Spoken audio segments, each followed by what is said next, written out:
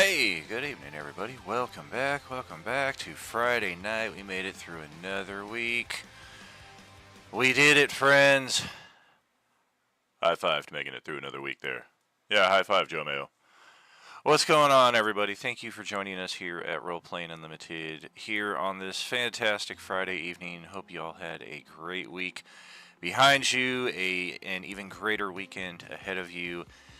Here at the 100th Meridian, we are prepared to roll ahead with our 1,000th session, an even dozen sessions here in the Dragonlance setting.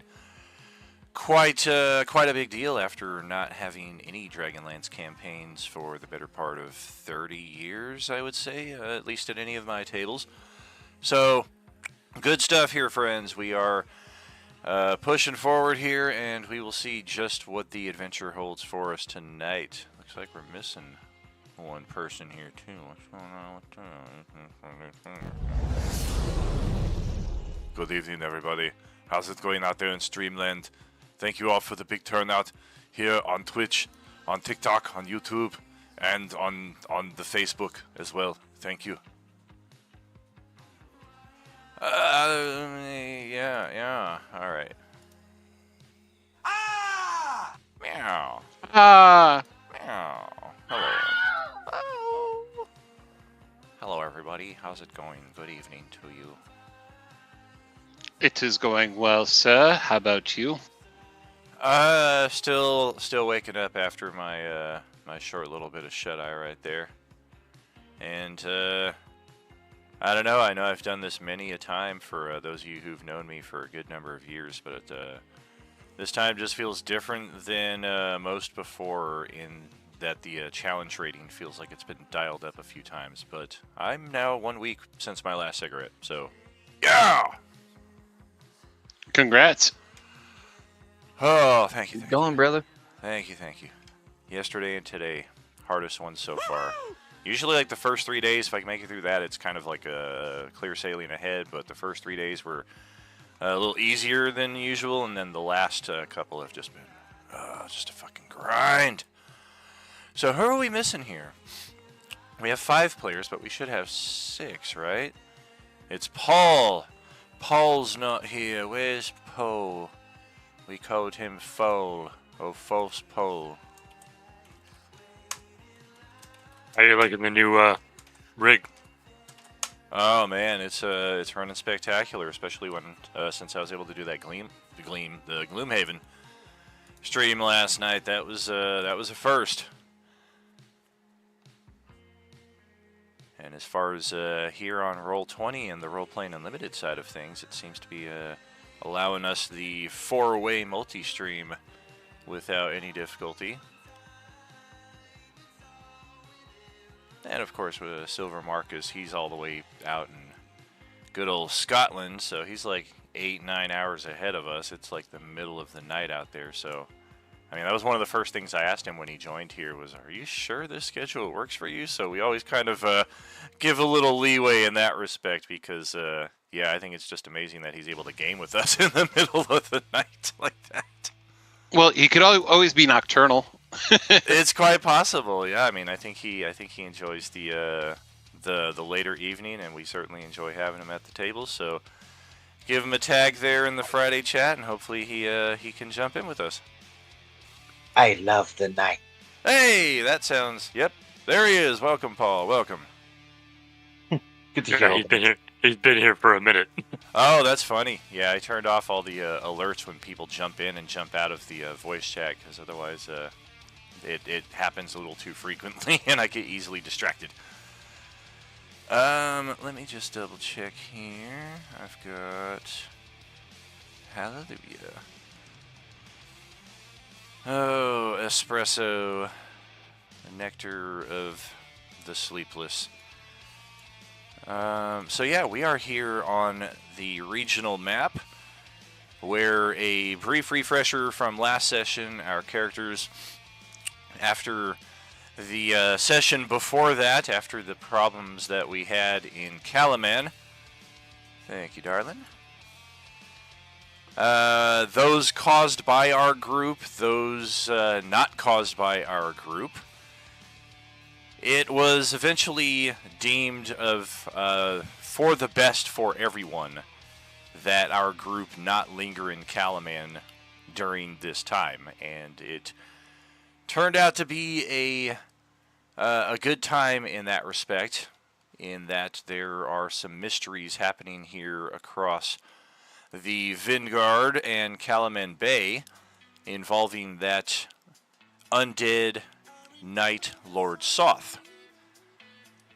So, with our companion Darrett and the dwarf Cugel, the remnants of her mercenary group, the gnome artificer Rookledust, and like 300-400 foot soldiers, our group departed Calaman in the middle of the night on a few ships, making our way out here to Wrecker's Edge, where after putting our boats down for a while, this is where the boats will remain. The boats are not ours to sail up and down the bay. We don't know just what kind of forces the Dragon Queen's army might have, and this is not a war fleet. This is just a transport fleet.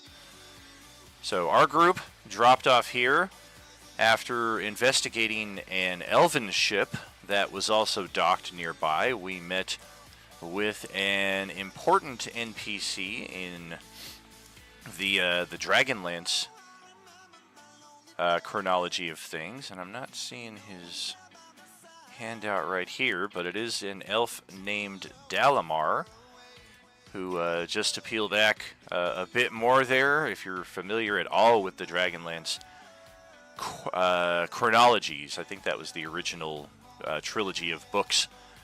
The wizard Raceland Majere, after he becomes the head of the Black Order of Mages and takes over the Tower of Wizardry, Dalamar becomes his apprentice. So to meet Dalamar at this time before all of that goes down is just a cool little pool of lore, I think. Dalamar informed your group that he is part of a contingent of elves who are here exploring this unknown region for interesting archaeological sites. And it wasn't until we got to know Dalamar a bit more, until we made the trip up here to where his people were encamped, that we learned a bit more about him, that yes, he is here for much the same reason as your group. His entire contingent of elves are here investigating rumors and signs of the Dragon Queen's army. Apparently these elves are kind of in a state of disgrace after some of their ideas for defending their lands from the Dragon Queen's army were not as efficient as appeared to be on paper. And the elven powers that be, much like the human powers that be back in Calaman, decided that these elves needed to be removed from the city for a while, much like the powers in Calaman decided your group needed to be removed from everybody's eyes and thoughts for a time.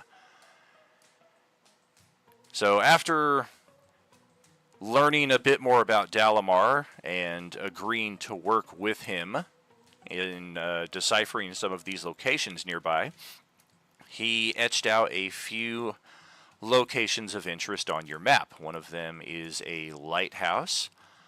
One of them is a hidden cave that, depending on the level of water inside of the canyons, is either completely impassable or is completely open. And then there's a mysterious tower, the farthest location out there. And I don't recall for sure which way your group was thinking of going. I want to say you were thinking of the lighthouse first, but it's still, of course, subject to audible at this point. We had a random overland encounter only a few hours after leaving the Elven encampment against some Dragonelles, a offshoot of dragon, much less powerful, much less fearsome, but it was a pretty heinous combat nonetheless. Here are the results of said combat. We can see here some of our characters are a bit more injured than others.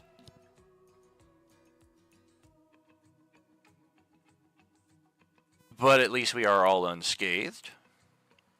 And that brings us back to the regional map, where we still have a nearly full day of travel ahead of us. So that catches us up to the current state of things, and you guys go ahead and tell me what we're looking at. I believe we were going to head toward the cave first and then head up to the lighthouse. Yes, that's what I remember us planning. Yep, that sounds about right. Okay, sure you don't want to go to the lighthouse first? Or even better, like all the way up here first? No, I think the caves would be fine. What's the worst that could happen? Well, alright, if we're going to go for the caves, then let's continue. We should probably take a short rest, just for those of us who are hurt. I guess that's reasonable enough. It's not the most hospitable of climbs, but your group is more or less hardened adventurers. So finding a suitable place to kick your feet up for an hour and grab a snack, grab a smoke, grab a drink is definitely possible.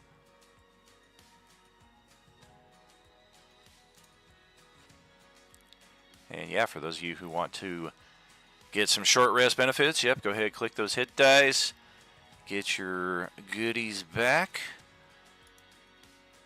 and I will check what's ahead of us. While everybody's doing that, I'm going to ritually cast water breathing in case this cave is a little wet. Gotcha.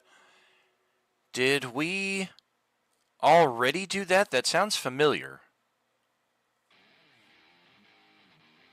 We had the night before, and I don't want it to drop off on us because it's a ritual and it's good for 24 hours. Right. Yeah, I guess it doesn't matter in either case. I feel like it was cast this morning, but either way, as long as we're all aware that we have that is what's important. Yeah, I honestly couldn't remember if I cast it.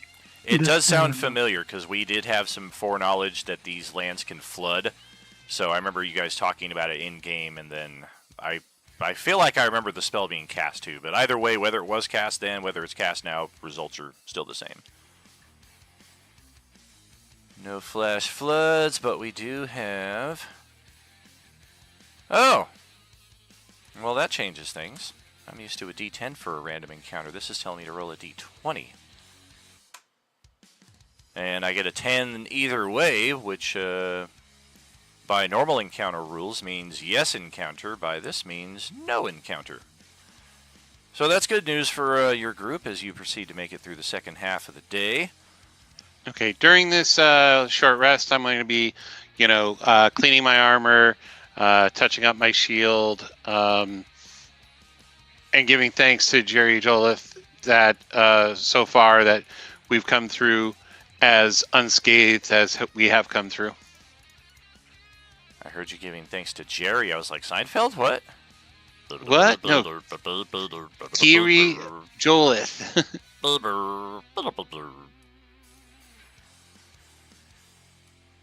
And we do still have Darrett with the army, who will be moving much slower than your group. That is something that we covered as well, is that because there are so many of them, they're only able to cover about 6 miles a day as compared to your group.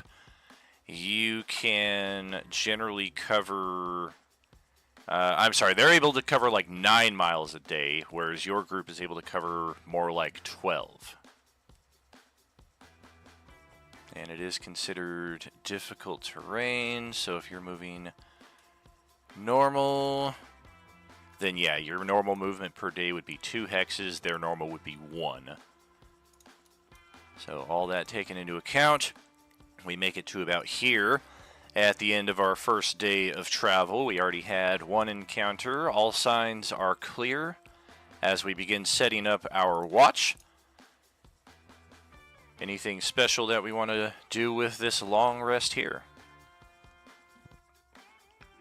I will definitely take 10 minutes and put up tiny hut.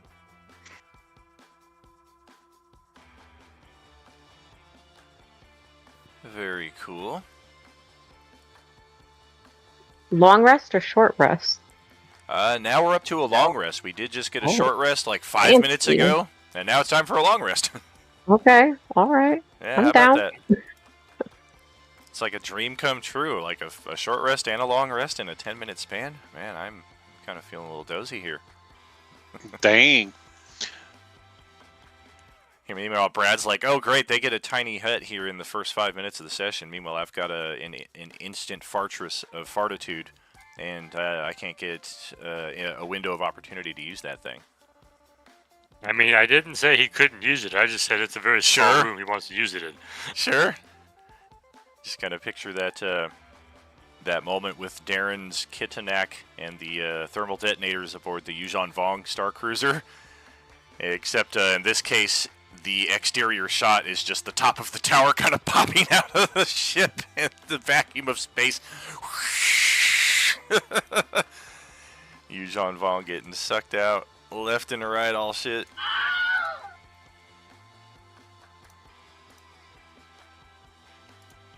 All right, so long rest, especially with the tiny hut, is pretty much of no incident. So our second day of travel, we will check for random encounter. That's something. We do need to check the rain levels for the day. This day, the rain lets up considerably. From what you're able to see of the canyons, as you're traversing the top of them, the wash is low. So this may behoove your group as you are approaching the hidden cave, because approaching it while it's full might not be the best, even with water breathing. And as far as random encounters, we have... Oh my.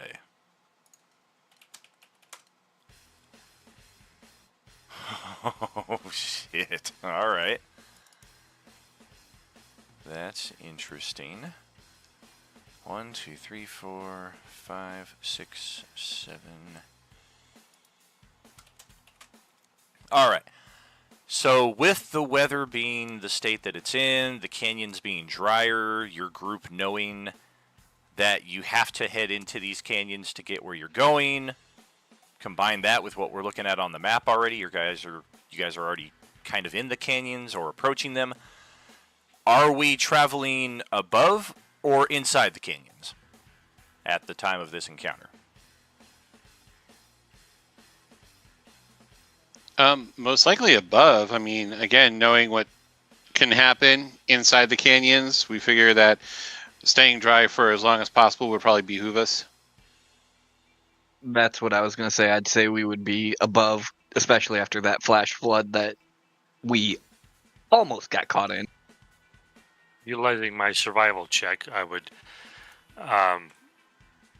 prefer to stay above unless I can tell that it'll be too hard to get to the cave if we stay up here too long. Like we have to enter over here instead, then I would say we have to enter, but otherwise I'm going to stay up. There's definitely a tapering of the canyons more towards the eastern side here, as they kind of rise to meet the ground level that you're at. So you feel like it'll be easier to access the canyons coming from this direction and then going in.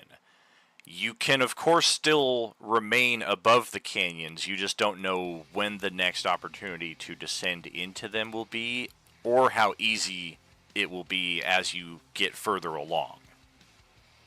Now, well, we do have a carpet that we can ferry people with, so Sure. I would mention that to the party. Like, it's going to be easier to get into these areas back here, but we do have the option of the carpet further in. Yeah, I'm going to agree that we've got the carpet, and it would probably be best for us to stay dry as long as possible, and then I can use the carpet to get us down when we absolutely have to. I will trust your knowledge because of your connection to the wilderness and everything. All right. And just okay. want to be specific about this. I kind of feel like it goes without saying, but that generally is a poor assumption to make. Obviously, if we're in the canyon, there's some risk of flooding, but our cover and visibility is infinitely better than traveling above ground.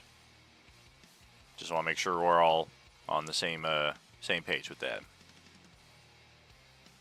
I'm pretty visible no matter where I go. Yeah, we are more exposed up on the ridges as opposed to down in the canyon.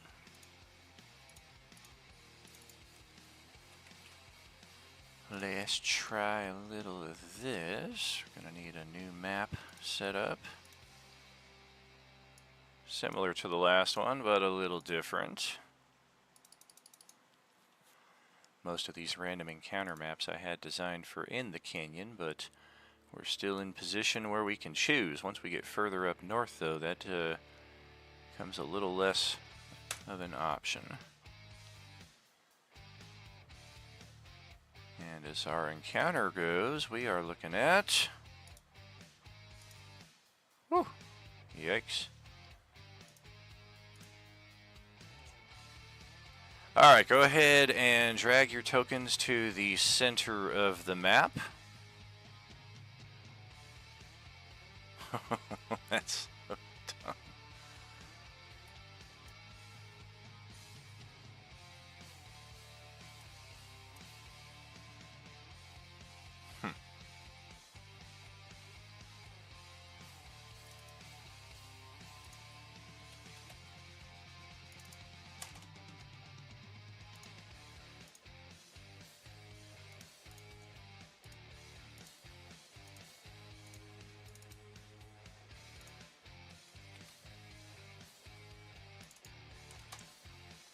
Looking good, looking good.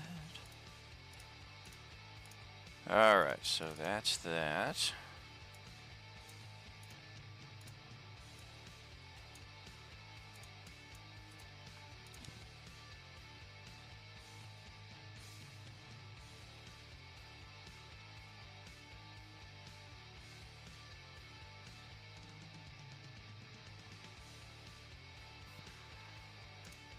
Apparently I broke something on roll 20 here on the GM side, so quick reload.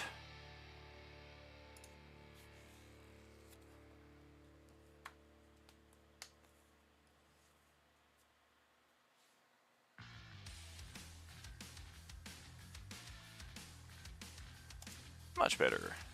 Alright, so yes, we're gonna go with that. Oh my.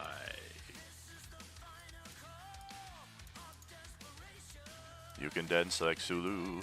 You can shake your little behind. If you do the Zulu dance while wearing tight pants, some people may say, oh my. Oh, and I lost my frickin' handout because I did the reload. Alright, here we go. Give me that back. Alright, so last time we had an encounter with some of the native denizens of the Waste. This time we are encountering some of the Dragon Queen representatives themselves in the form of 3 officers mounted on Dragonelles once again. These ones are seemingly a bit more tamed and less wild than the ones that you guys encountered yesterday. But these officers easily spot your group from quite a distance away. There's no stealth on their part. They definitely have a span of time where they're able to kind of close the distance between where they start and where they are before you notice them. And it becomes all too easy to notice them once they start their battle cries in the skies 60 feet up off the ground, which is where they will be opening this initiative sequence. So go ahead, roll your initiatives, and we will see what we're looking at.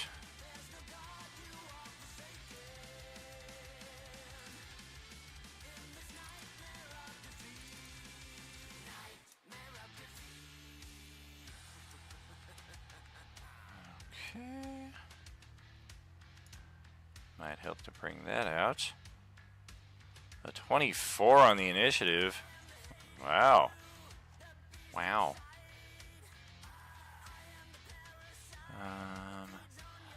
Alright, so we're just rolling one initiative for the officers.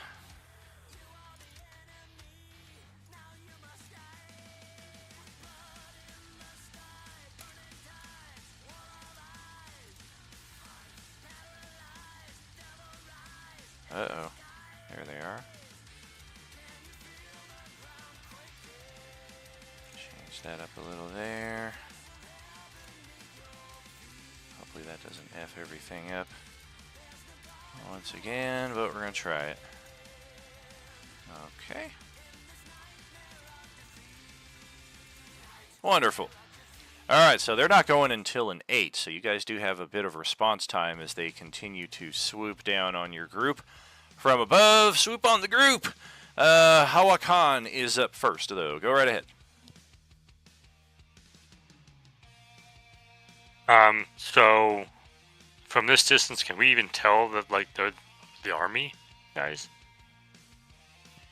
You've got a pretty good sense about it, even if there's some sunlight obscuring your optimal view. Your insight is telling you that, yeah, you guys have run into some of the Dragon Army representatives here. So I will say to the group, basically, oh, we probably shouldn't let any of these guys get back and warn them of our presence. I hate to say that, but we need to take them all down. And then, so did you say it was kind of stormy and cloudy out, or no? It is not. It's still a little cloudy, but the rain has broken up considerably from yesterday. The canyons are much drier. Well, that's a shame, because this spell won't be as powerful now. Aw. Change up some of our map dimensions here. Did a little test with the new jump gate earlier on that organizational stream, if you caught it. Kind of cool to have the map borders a little bit extended. Call Ligatnine. Alright.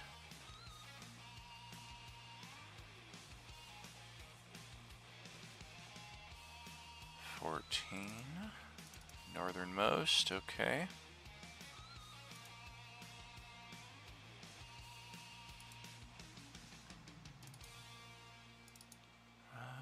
Okay.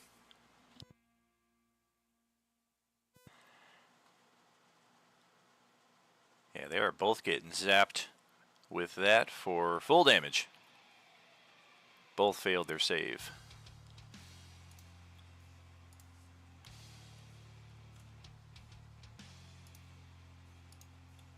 Alright, and then I'm probably going to maneuver a little bit, but that's it. Okay. And how about for Sir Reginald? Okay, so clumping would probably be a very bad thing at this point. So I'm going to move off about 25 feet over here. And then I'm going to ready an action that if one of them swoops within my reach, I'm going to smack them. Alrighty.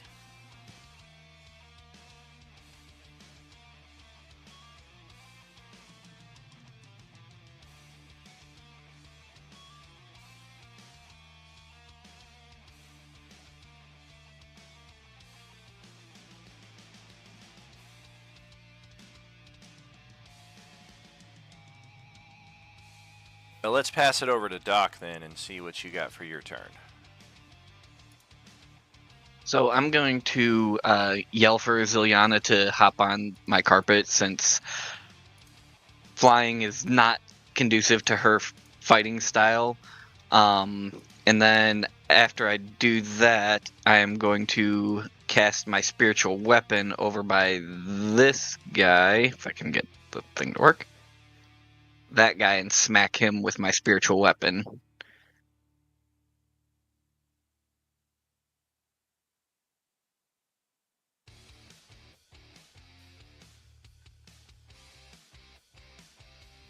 Alright.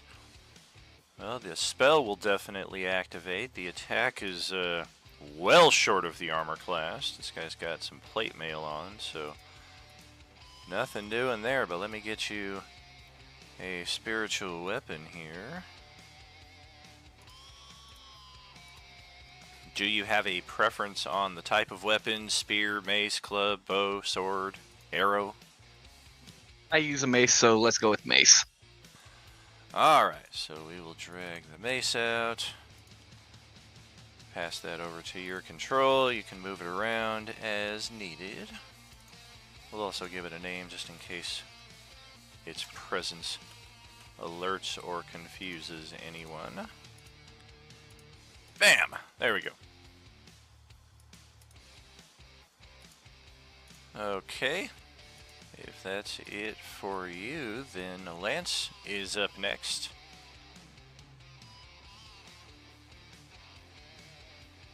Can't do much, so I'll just take a pot shot at this officer over here. Up at the top right. The dragon or the officer? The officer, sorry. Okay. Damn! Well, that just sails way off the mark. Captain. Thought it was kind of clear skies out here today. Where'd that wind come from? I'll move a bit closer up. Do we not have the cool text option in this one? I would guess not. Just that real quick since it's my turn. Yeah, it needs to be restarted because I do have it in here.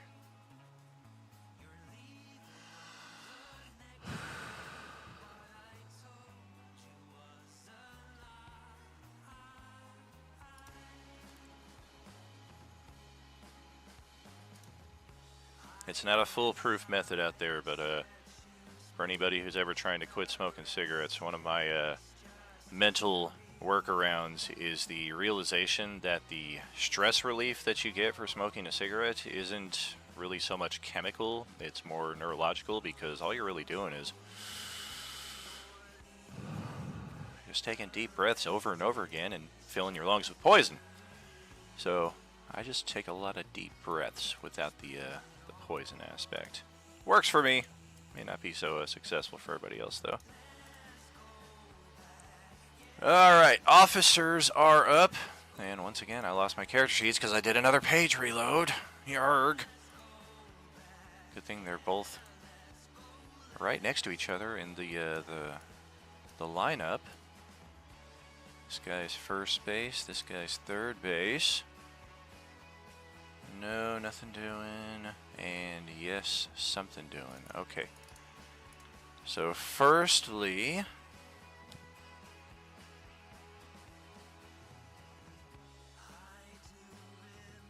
what's up with the warhorse?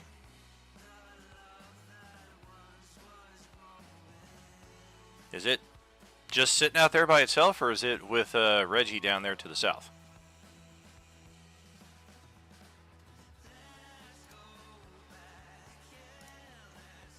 Don't worry, I'll keep it company.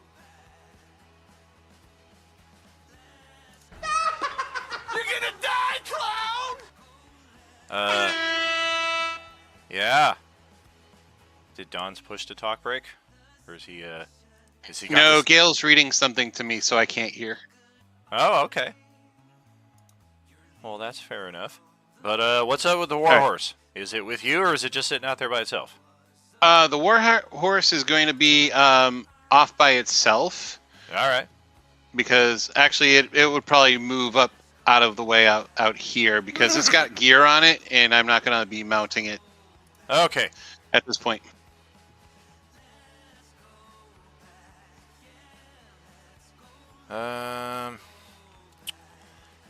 Is Doc currently elevated? If so, throw a wing elevation marker on him, if you would, please, so we know how high up he is. Not elevated yet. Will be once Zilliana gets over to me. Heard.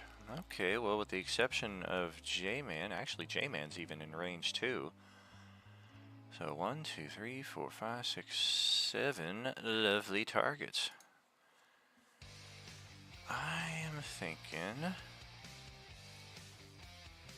Yeah, it just makes sense in that respect. So we're gonna soar over everybody's head and make a steep descent on the other side right here. And come right down to a mere 10 feet above ground level. Actually make that 5 feet, otherwise we don't have range. And yes, the Dragonelle that is still smoldering with the after effects of that Call Lightning is going to try to rend Hawakan a pair of times here. That says 17 to hit. I am not very armored, so yeah, that hits. Ouch. That is 8 slashing and 2 fire. And our second strike is going to be... Wow, look at that on the live stream if you guys are seeing it. Lance left his health bar behind. Went and left his hit points. Ouch, the second rend is an even higher armor class for 7 slashing and 4 fire. And Hawakan is getting effed up rather quickly. As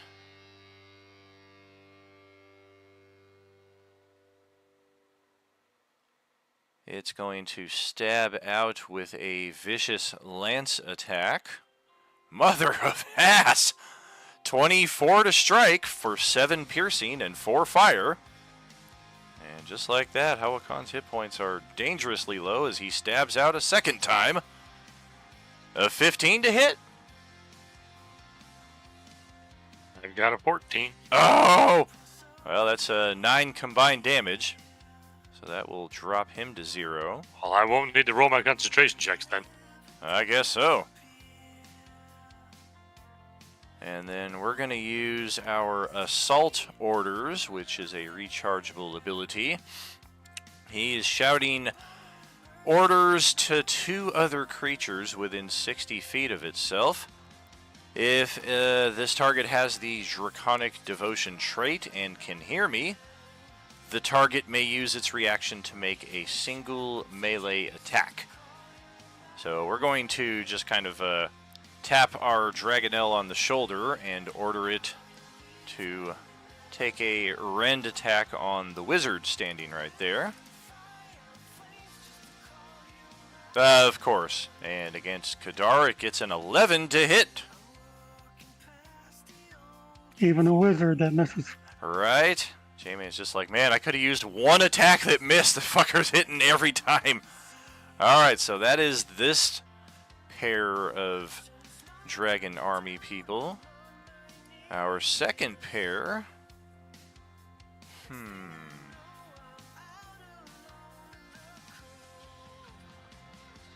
I don't really know like what the narrative effect of this is, if it even describes it under the carpet of flying.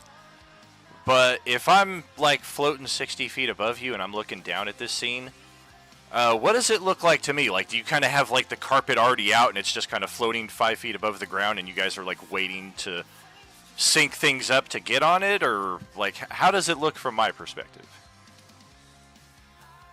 From your perspective, I'll be standing on the carpet. I would have gotten on it and had it ready for Zilliana. But it, for all intents and purposes, at this point, it just looks like I threw down a carpet and am standing on it. Interesting. Okay. Yeah, I'd say that's a slim chance he's even... Yeah, the fuck are they doing with a carpet? Grab your toys and take it back to the carpet. Well, looks like Hawakan is well in hand, so we're gonna ignore him. 1, 2, 3, 4, 5, 6 of you. That Knight of Solamnia standing out there is a little tempting, so we're gonna make it a D8, and on a 5 or better, we're going after Sir Reginald. So yes, we will get right down here and trigger that ready to action. I guess it is an important distinction. Who is the target? I'm going after the rider, and I have reach with the weapon, so I could most likely hit him with it.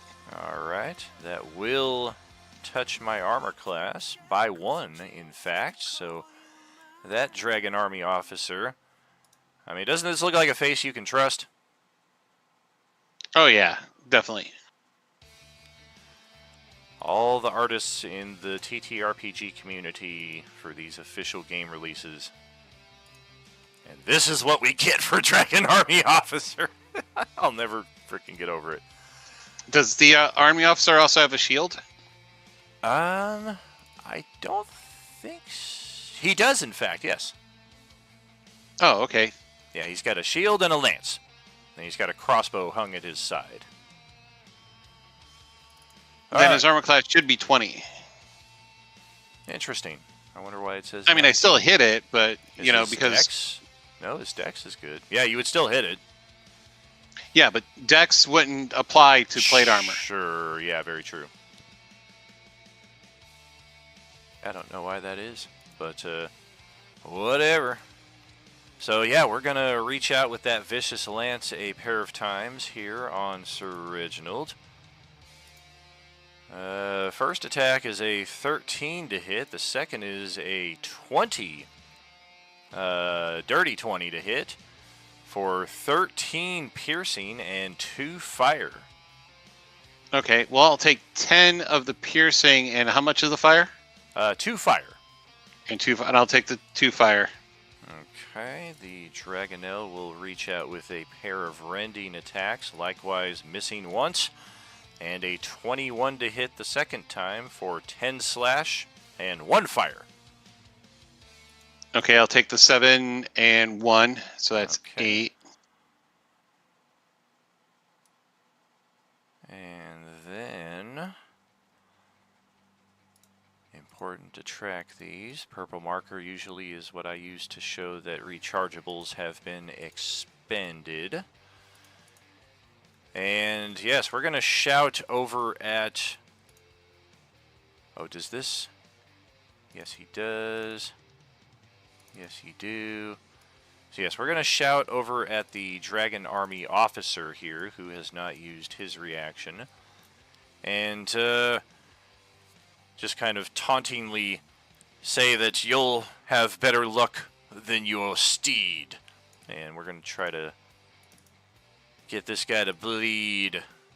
No, we're just going to start gradually getting worse on the attacks here. Last time it was an 11, this time it's a 10. As Kadar is literally just standing there, doesn't even know somebody's behind him trying to hit him, and he just keeps like turning from side to side, and somehow the attacks are missing. And last but not least, we got this guy. And yeah, I don't know how many, if any, are going to be... Oh, okay. Well, 60 feet is a long way. So we've got Doc, Kadar, and Reginald. Technically, we could hit people with the crossbow, too.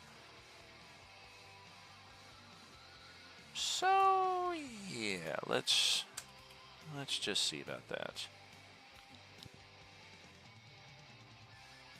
Yeesh.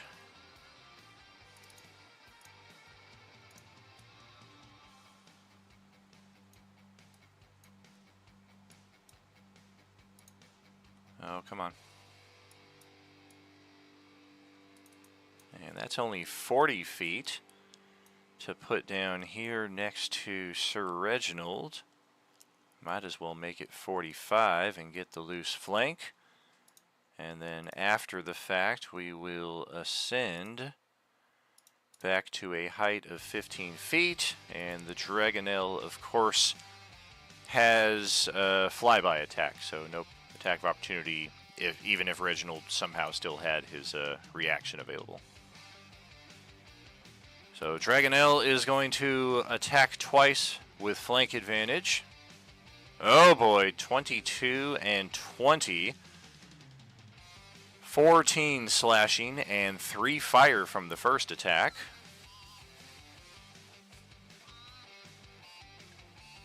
Okay.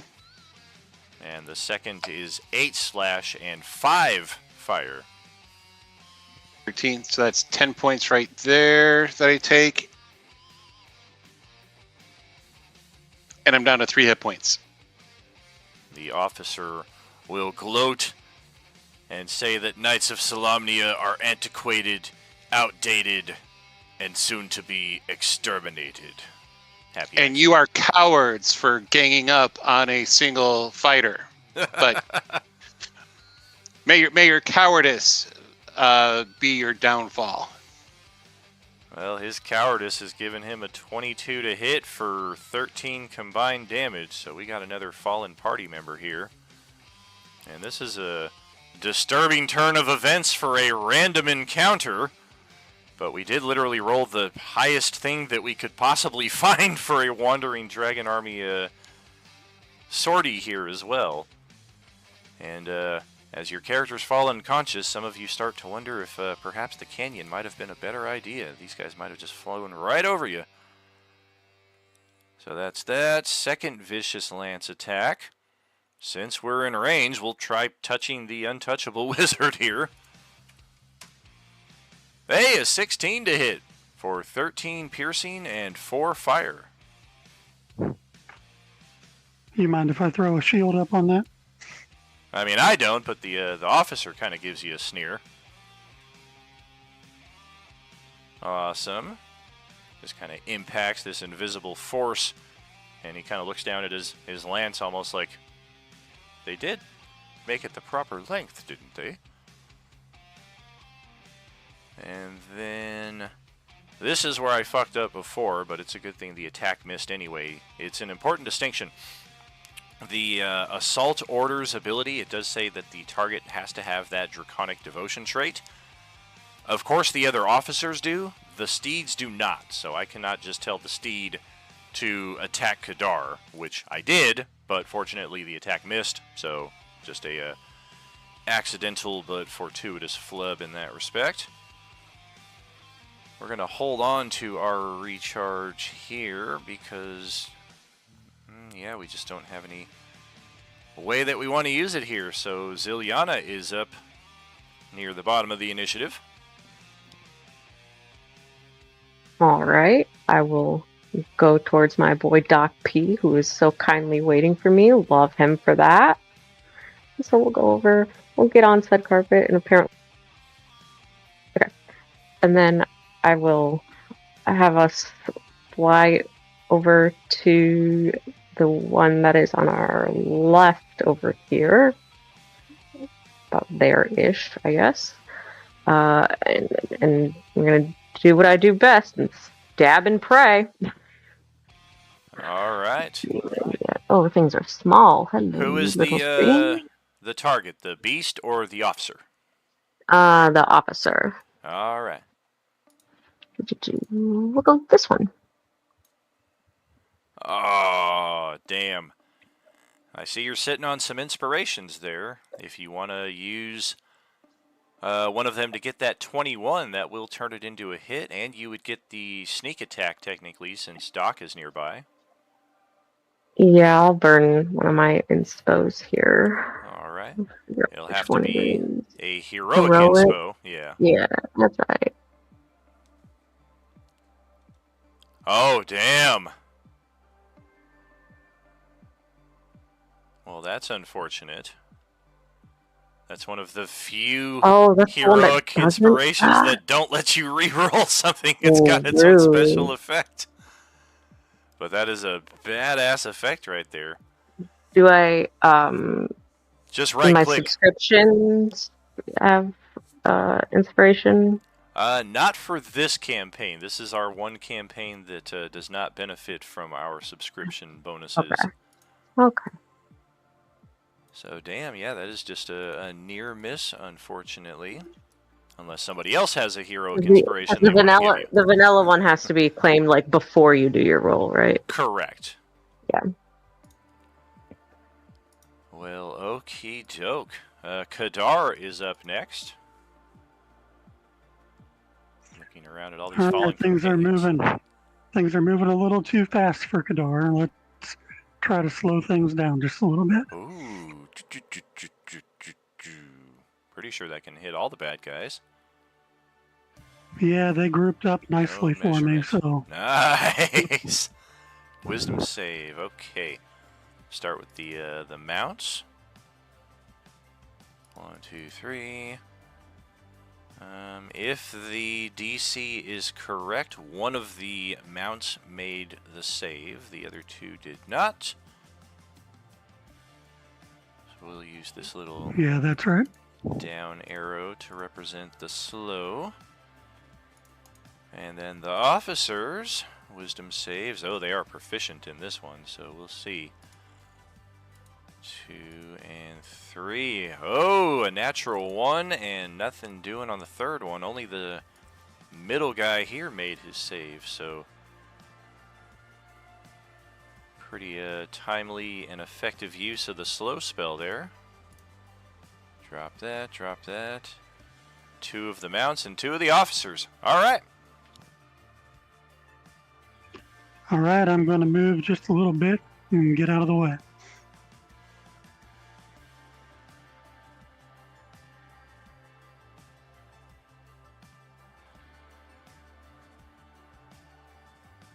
Interesting. I don't know that I've ever really paid attention to the second paragraph of the slow spell there as far as the casting a spell. It's possible it won't go off till the next turn. Huh. And then you have to use your action on that turn to complete the spell. That's damn unfortunate. Wow. All right. So top of the round here. Now all of a sudden it's a much different situation for J-Man. Let's see what you got. Twitch subscription benefits do not count, but you can spend Beskars in the live stream for your usual things in that regard, like recovering unconscious characters and advantage, disadvantage, things of that nature. But yeah, that's going to put you 1 up on the death save. And then Dawn, same thing. Death save.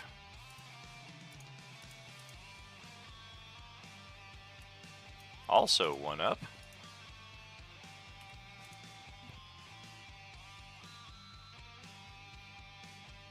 And then Doc is up next here. All right, so I've got 2 downed friends. I'm going to go ahead and cast Mass Healing Word. Oh. Very nice. And I don't know how to add in the fact I have been doing my healings wrong, because as Disciple of Life, they gain an additional hit points equal to 2 plus the spell's level, so that would be an additional 5. Okay. So 9 hit point restoration to your 2 allies there. Could technically hit more people, but everybody else is at full health. Exactly. And then, seeing as how that is a bonus action, I'm going to go ahead and try and hit the officer with my mace. Okay. And my AC is now 2 less than it would be. And thanks to J-Man now being conscious, even though he's prone, that does not negate the flank bonus. So you do get the flank bonus. And that will be a successful strike. He'll have disadvantage on attacks for being prone, but yeah, I don't think it Fs with the flank.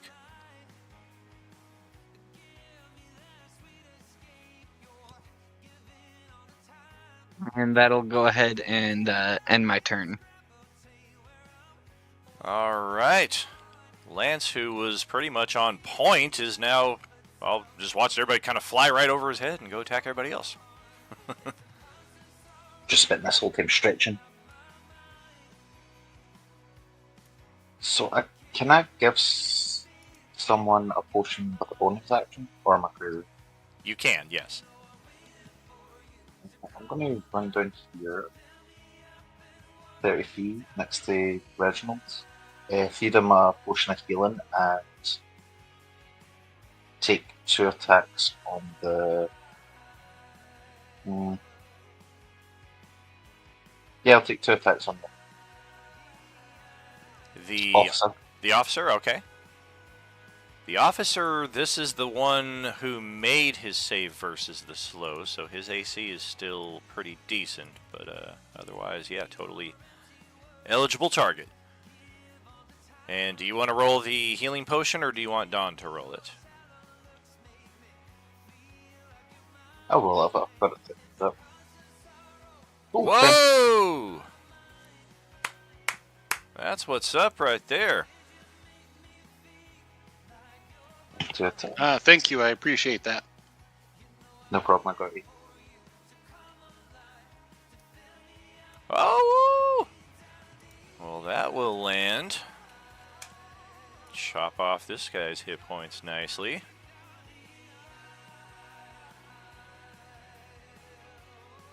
And Yeah, is that's it for you? Okay. Well, for yeah, an action surge. Sorry, that's why I attacked twice. Oh! Gotcha. Oh, I see. I see. I forgot to say. Gotcha, yeah. Those will both hit then. Another 7 points of damage. I somehow only saw the larger attack value there. So there we And that go. one. And then checking rechargeables on these guys. The second guy gets his back. First guy does not.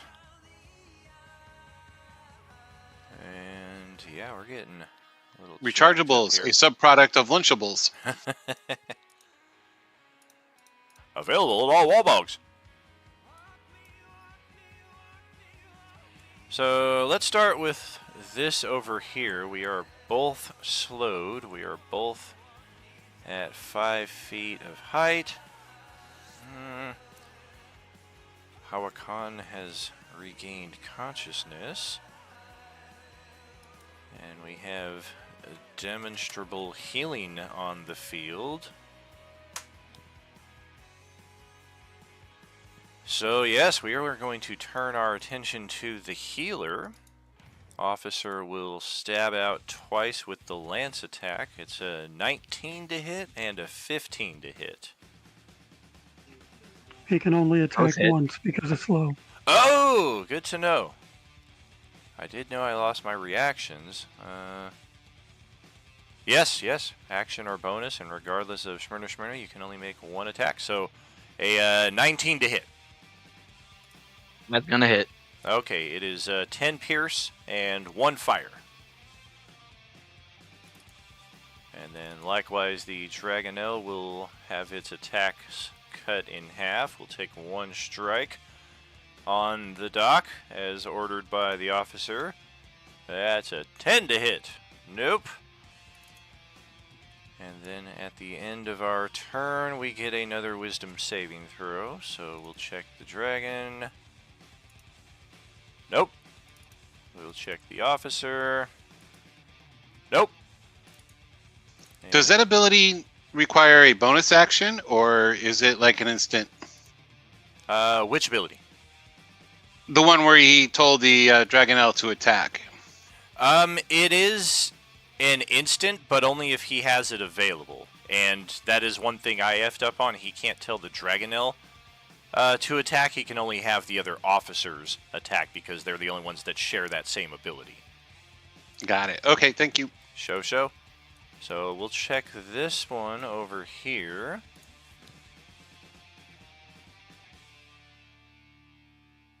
And yeah, this guy was celebrating. He just dropped a Knight of Solamnia who is all of a sudden right back on his feet. So we're just going to return to the tried and true.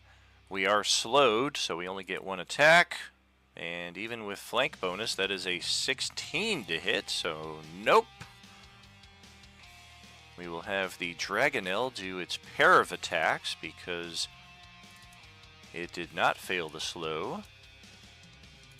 Rend. Oof. 23 to hit Sir Reginald for 13 slash, 2 fire.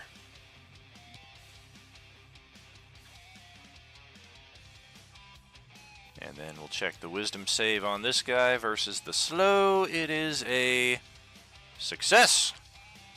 So no more slow on Officer 2. And then this one over here. This officer is not slowed. We're going to spread our attacks out. First one is on Lance. That's an 11 to hit. Yeah, we don't quite have the loose flank with you, and I didn't move into position to get it, sadly. I'll post and attack him back. Oh man, I really wish I'd moved into position to hit then. Okay. Ow! Get away from him!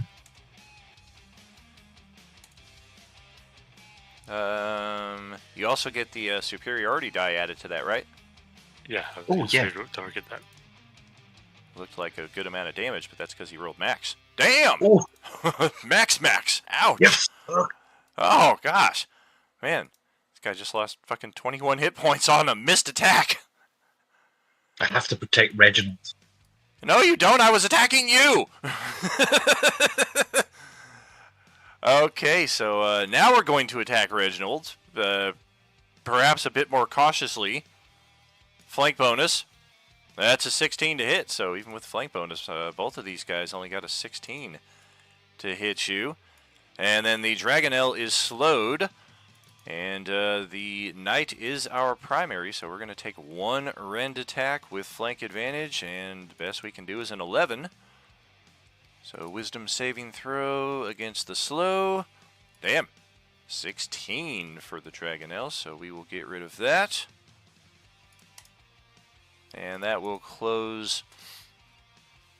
Matter of fact, screw that noise. How does the slow... Is it just half my speed?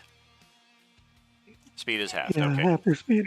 So yeah, technically we didn't roll the save until after the turn, but yeah, we're going to ascend 30 feet, then roll the wisdom save and make it, but we can't ascend anymore after that because our speed is halved.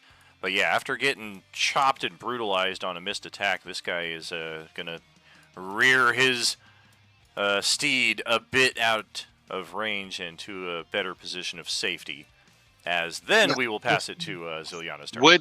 Would his flyby attacks, flyby defense still function even though he's slowed and he started next to my square?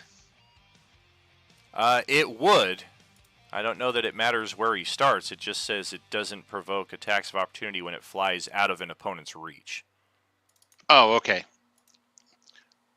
Okay. So I still wanted an attack of opportunity. It stands to reason. But Katie, go ahead. All right. We're gonna try to go after that officer again, and I think I will preemptively use one of my vanilla inspiration things, so that way, hopefully, I can actually make a hit. All right. And of course, you do have flank advantage now that Justin's back up. But this will more assure. Yep. So that'll hit for 17 damage. Ouch. Okay. Chopping this dude down. And I think that is about all I can do with Ziliana. So I will pass it off to Kadar. All right. What's Kadar got going this round? All right, Kadar is going to target this officer and throw a little bit of fire at him.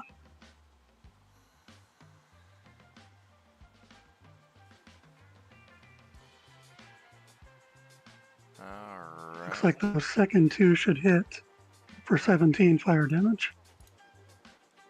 On the mount or the officer? on the officer. I thought for sure we had fire resistance, but that is incorrect. Okay. Ow! Well, there goes most of what he had left.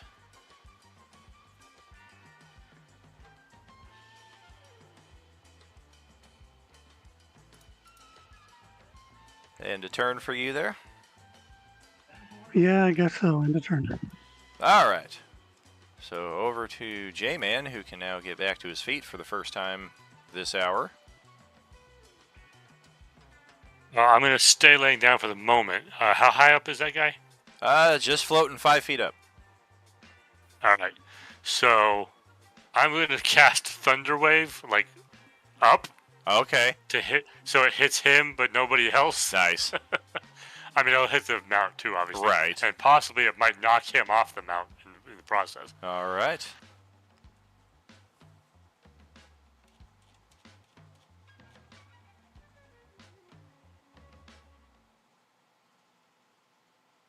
Oh, it's a con save.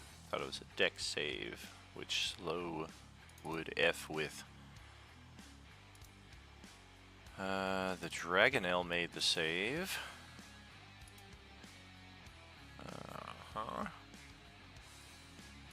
And the officer made the save. Successful save is half damage. Should be 6, okay. No shove. Unsecured objects are automatically pushed 10 feet away.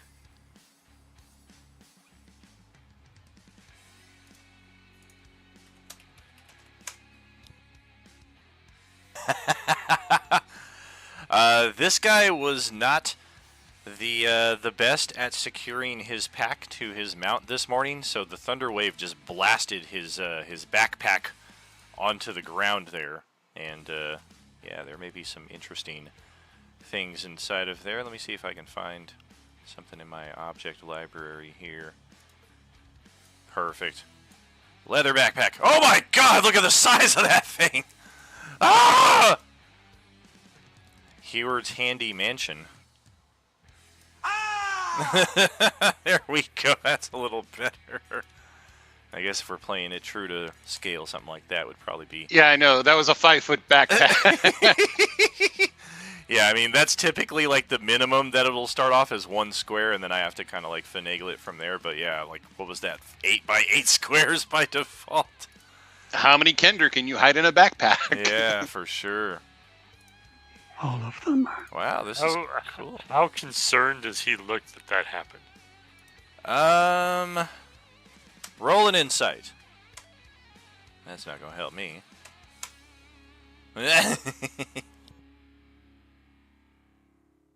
Wow. He definitely noticed that it happened, and he tried to, like, reactively grab at it, but for whatever reason, the asshole DM didn't give him a dexterity save to do so. He's slowed anyway. He would have had a penalty, is what the DM's figuring, so whatever. Right, so, well, I'm still, like, fighting for my fucking life here, so I'm not really concerned about his fucking backpack. I'm going to stand up. I'm not really aware of the fact that he's slowed and doesn't have reactions, right? So I'd say there's a visible effect for the slow magic. Like, you could tell his movements are a lot more halting than they would be otherwise. Yeah, but I'm in game not really familiar with what that does as far as like the mechanics and stuff. So right.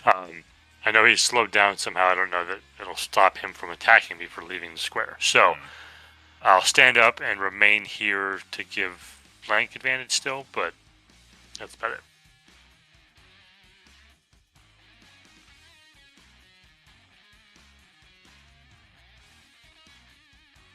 All right, then. Let's see what Dawn has. This is either going to be really cool or really stupid.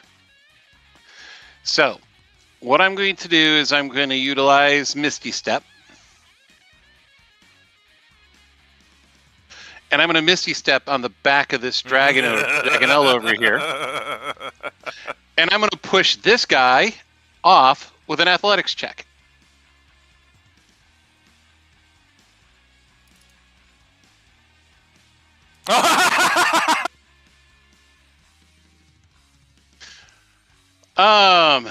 Fuck me gently with a chainsaw.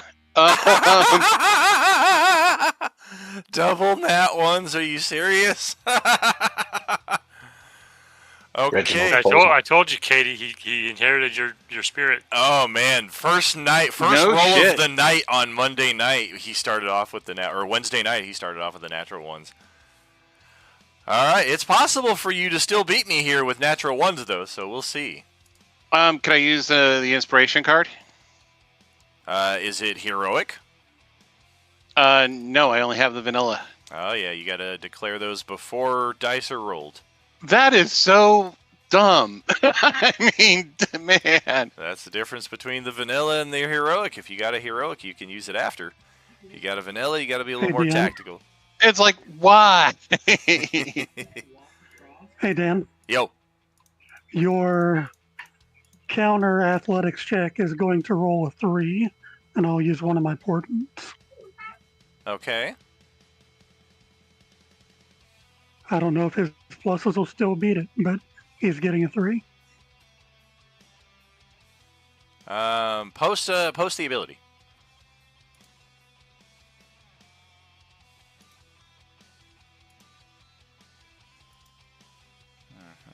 That you can see. Okay. Well, a 3 plus my 5 is an 8, and tie goes to defender. Otherwise, I had a 10, which would have absolutely beaten the check, but yeah. As we can see here, I got a 5 plus a 5. If we change it to a 3 plus a 5, that's an 8. So that is your bonus action, that is your action, and you're currently both astride this thing, fighting for position, although no argument about it. I definitely have the better position being inside the saddle. Right. Okay. That's the end of my turn. Fucking dice. Oh boy. Yeah, that could have gone a lot better. As Doc is up next here.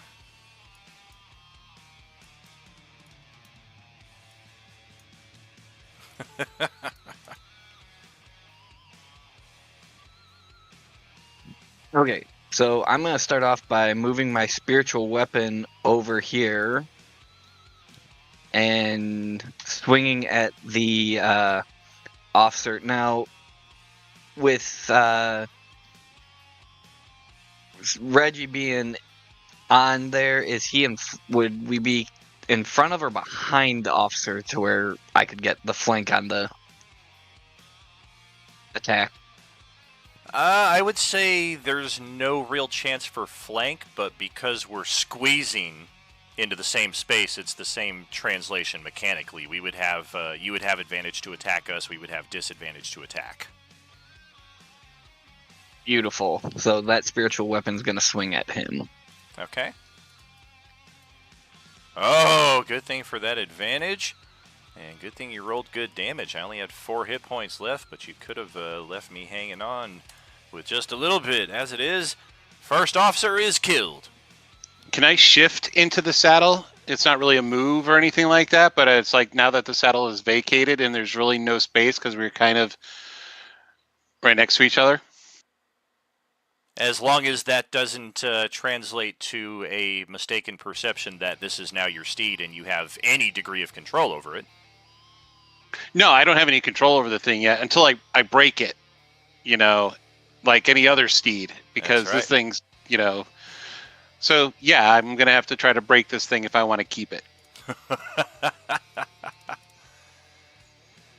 As over here, what the actual fuck?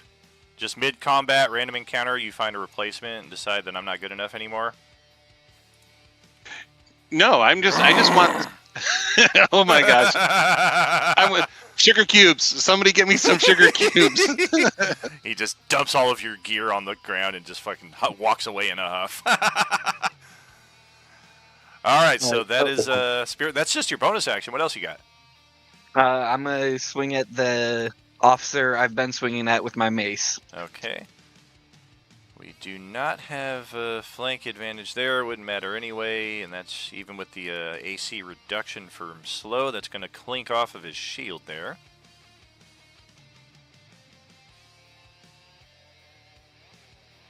That will be my turn.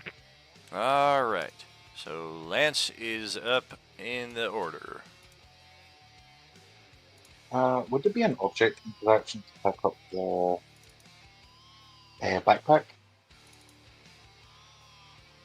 I would say a bonus action for something like that, just because it's got some heft to it. It's not as easy as like opening a window or a door. Well, just in case one of these assholes try to grab it, I'll come over here. I'll take the opportunity attack. I'll pick it up and I'll take a slash at the officer. Okay. Where was your starting position? Oh, okay. Right. Gotcha. So yeah, they both would get opportunity attacks there. Yeah, but 20 feet. The rend attack, nothing doing. And the Isn't he 15 feet away? oh, that one is 15 feet. Yeah, I thought I was looking at the other one. I was like, yeah, he definitely wouldn't because he's 35 feet away. But yeah, even this guy at 15, nothing doing. It's a missed attack anyway. Glad I didn't burn a nat 20. Advantage. Oh, thank God. 11 damage. All right, we'll take it.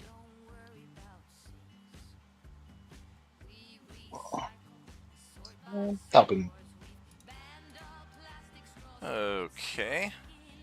Well, shit. Yeah, he is looking all kinds of jacked up. So. I dangled the backpack in his face. Give me that back! Oh, he's getting his rechargeable back for all the good it'll do him. He can't order himself to do an attack, unfortunately. He looks to one of you in desperation to see if one of you wants to join the Dragon Queen's army. If you do, you get a free reaction attack on this turn. I go right behind Hawakan and hit him. Alright. Too many sorcerers. Alright, Mordo. So, yeah, we'll have this one shout down at... Son of a bitch, because he's slowed, he gets no reaction. So, yeah, that won't help either. So, yeah, we'll just... we'll start with this one. We'll see if we can trick the action economy. So, we're going to start with this guy. And, fuck, there's 4 of you. Let's... The cleric... Drew the short straw last round. And same thing this round. We're attacking the cleric twice. Lance attack is a 16 AC for 6 pierce and 1 fire.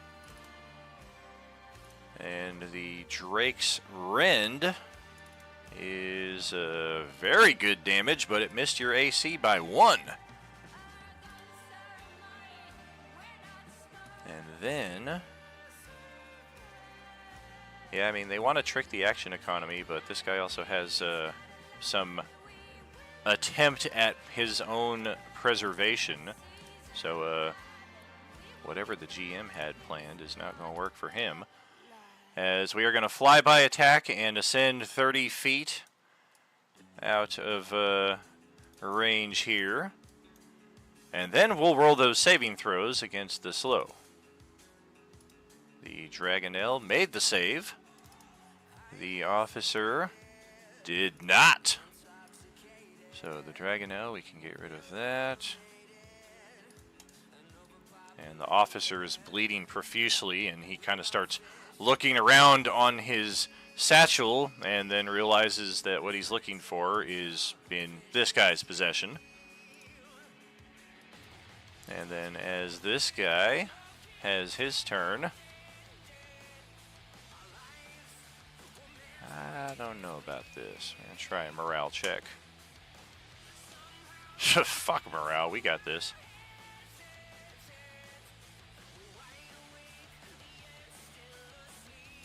Alright, so let's just fix that. And yeah, we're gonna get ourselves involved in some aerial combat here.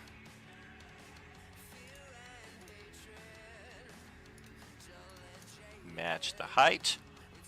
And we'll stab out at Reginald here with the Vicious Lance.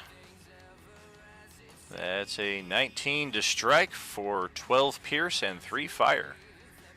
That'll drop me. Well, alright. That was 15, about 20 feet of movement to do that.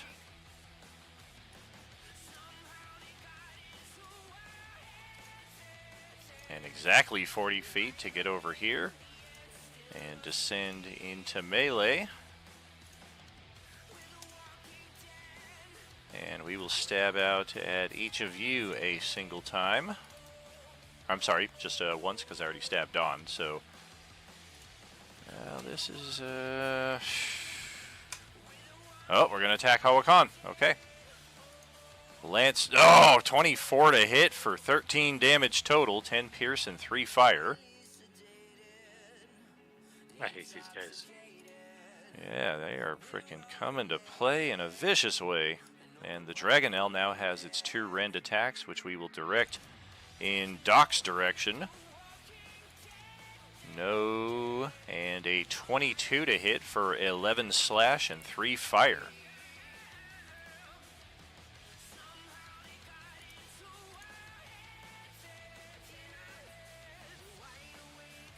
And that will pass it to Ziliana as the Dragon Army officers are done with this round.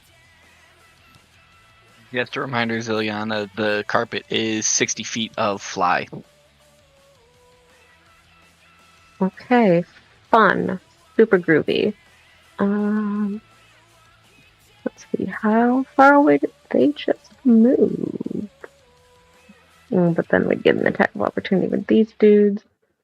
So You went up and only give them attack of opportunity on me, not you.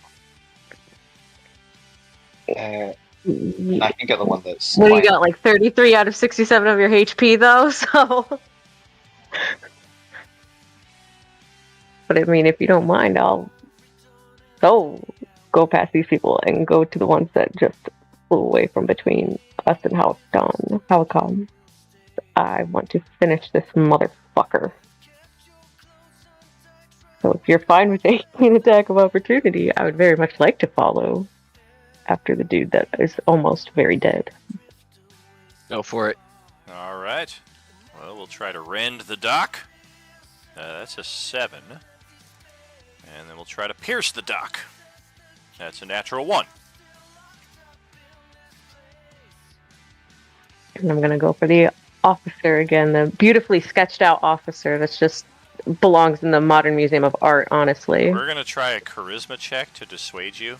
And we get advantage because of the beautiful grin that you can see. It's the C just turned to its side. That's his smile. I don't know. You get disadvantage because Viliana is an absolute psychopath.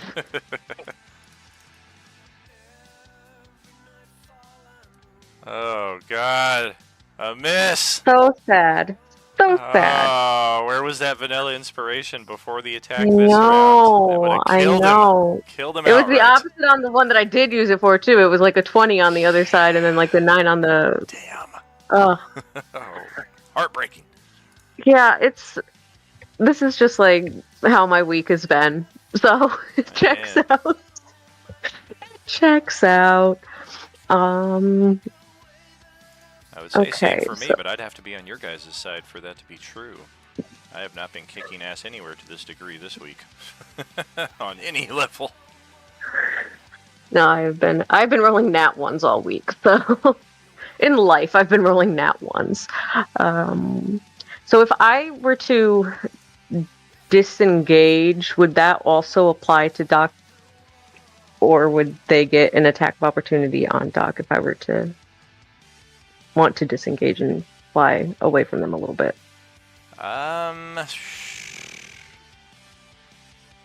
It would only be the dragon that's attack here. Or the dragon.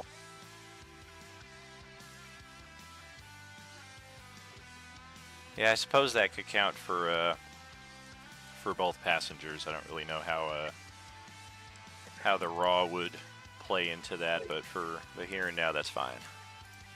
Okay, because then I will disengage and we're gonna fly back a little bit because they're probably mad now. I think they've been mad this whole time, but like I think they're even more mad. Well, yeah, I mean, Do you have a preference this on one which way we especially. go, Look at the Doc? anger.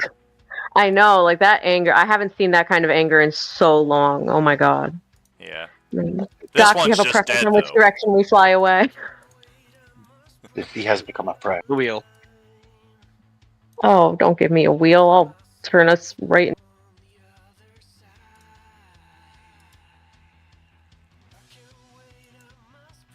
Move us closer towards Reggie.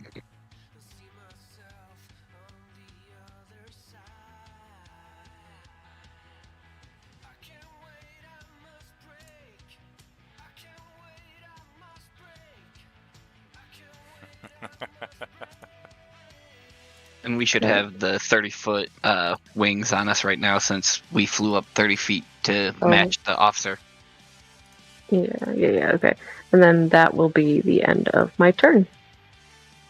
All right, so that's Kadar up next before we go to our halftime. All right, Kadar is going to move right about here, so he's close enough to get a nice straight line angle up. And we're going to throw a lightning bolt through these guys. All right.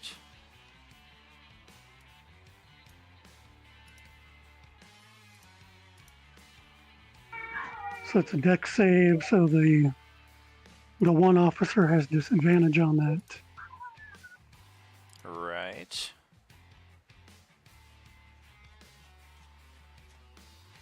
Is it disadvantage or was it a flat -2? I thought it was -2. Yeah. Yeah, you might be right. All right, let's start with the ones up front, though. So deck save is...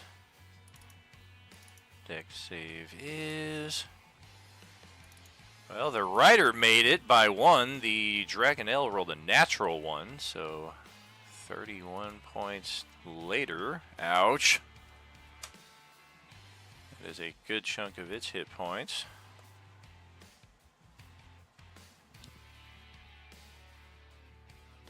The officer will take half.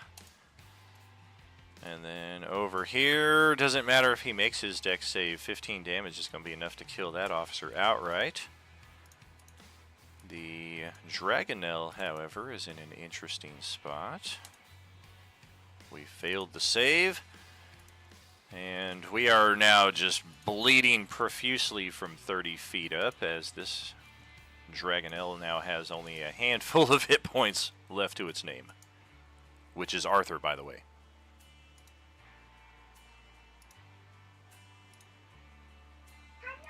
That'll be the end of my turn because I can't get anybody to help him out. All right. So that'll cycle us back to the top of the initiative. That'll send us to our halftime break, and we will catch you here shortly, friends, for the rest of this random encounter. We're not getting anywhere with the story if we keep having these random encounters. See you shortly, friends. Are you with us? Oh, wait.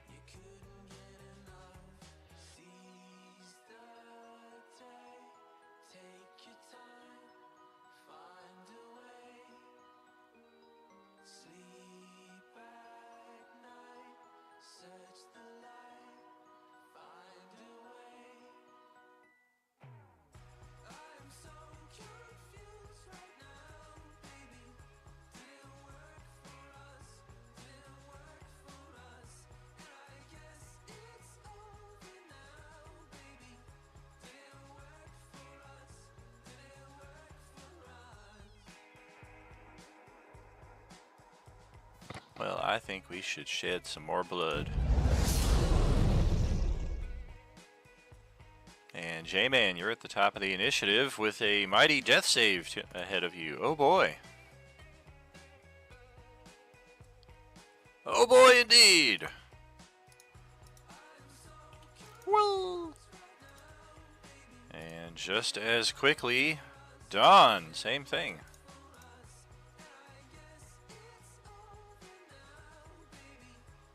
Don't do it. Oh, I thought it was going to be a natural 1, so. At least it was just a 1 failed death save. Right. And Doc, that's going to be over to your turn here. All right. Those death saves don't matter much because I'm casting Mass Healing Word again. All right. Pretty cool. And then add 5 to that. And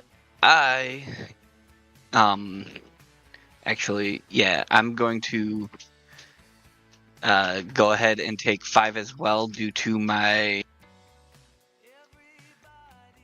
Blessed Healer ability.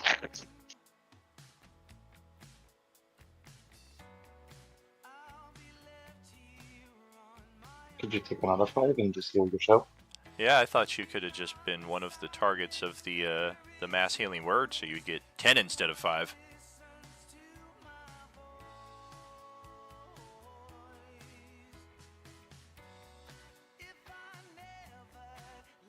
You're right. I thought my Disciple of Life only worked on other creatures I healed, but it works on mine as well. So yeah, I take 10 instead of 5.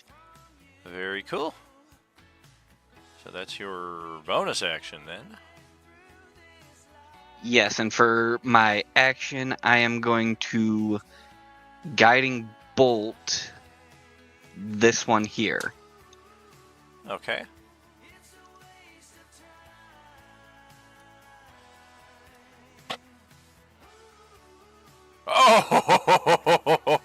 Oh! Wow! Oh, damn. 20, 34, 40. Thank God I up past it. Wow! That's 45 damage? Let me double count. 25, 30, wait, no. 25, 35, 45, 47 damage. Holy moly, look at this guy's hit points. Ah! Oh, that's brutal. And if someone can go make a melee attack on him, they have advantage. Alright, well, it's Lance's turn here. Are we concerned with the dragons getting away?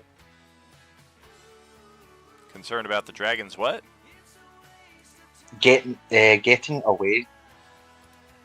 You know, because we don't want to alert people to our position, but, you know, what's the dragon going to tell them? Or dragonette? I don't know, what do y'all think? I'm just wondering if I should kill this one that's running away.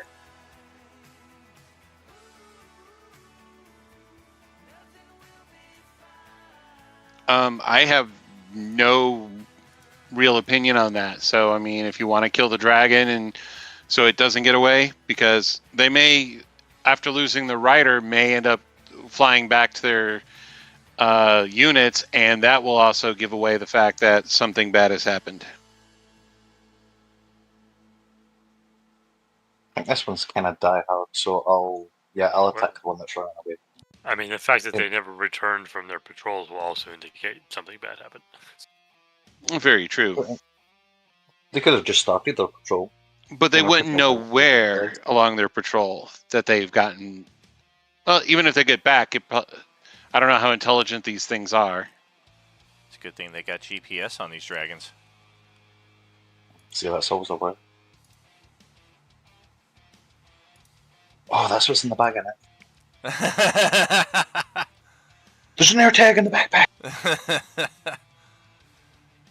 Yeah, I'll shoot the one that's running away. Okay. Can I use this with my bow? It doesn't specify melee attack, so That's within 5 feet of you. Right, it does have to be within Ah, 5 yeah, sure. feet. I guess. Yeah, I guess if you did use a ranged attack, the disadvantage for that you would normally get would offset the advantage. So I guess that's encouraging you to use melee, but it's not restricting you to melee. I was just wondering, because in case I miss it, obviously. Show, But I'll show. just in case, I'll just take a regular attack, a longbow attack. Okay. Oh shit! All right. Well, I mean, only had 3 hit points left, so Yeah. yeah, No this sneak thing attack, is obviously. gone. And I'll kind of like seat myself in front of Hawakan All right. as best I can.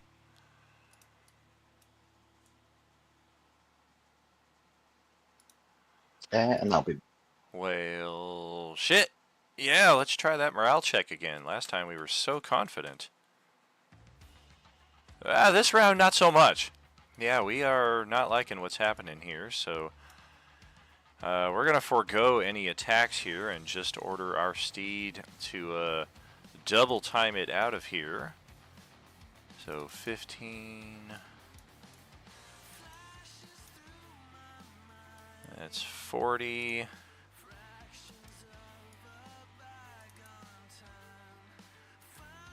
That's 60. And then we've got like another 45 feet to get way out to here, plus another 15 feet off the map. We'll say we're probably like 60 feet high throughout all of that. And then I guess we'll use red and blue to indicate an additional 15 feet. As, yeah, we are getting the hell out of this nonsense. That turned very quickly on us. And, yeah, as far as this thing goes, we are going to try to dismount this cumbersome Solamnic Knight. Ew, you stink! I smell better than the guy that we threw off this. Bullshit! So yeah, we're gonna try to dislodge you here with a, oh, we got a 17 on our athletics check.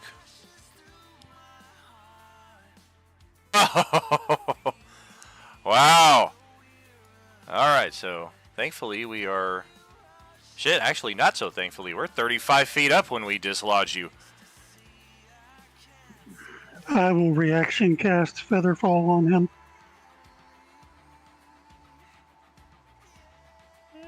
Nice, okay. Saved him a dozen points of damage and another unconscious visit to the ER. And this one here is going to bolt off in this direction initially before getting its bearings, and then that's 95, which is actually more movement than it should get because it did the action, so we need to back it up. And yeah, we're going to stay 35 feet high throughout all of that. And then pass it over to Katie's turn. And I'm just going to extend this map just in case there's need for it. Then if no one is going to yell out that we should let these things flee, I am going to chase and stab. Oh yeah, we've got the movement speed to chase it. Hell yeah, dude, let's go.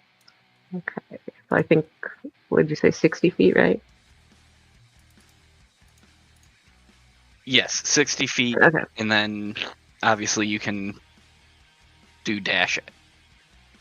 Yeah, no, that 60 feet will put us right at Dude Guy McMahon dragon thing, so it works out. So we're just gonna zip right on over to him. And stab, stab, stab. Oh no, what happened to my character sheet? Where did you go, girl? Well, I refresh and it wants to close out of everything? Rude. Yeah, I've been having that problem all night. Fucking rude. Everything closing.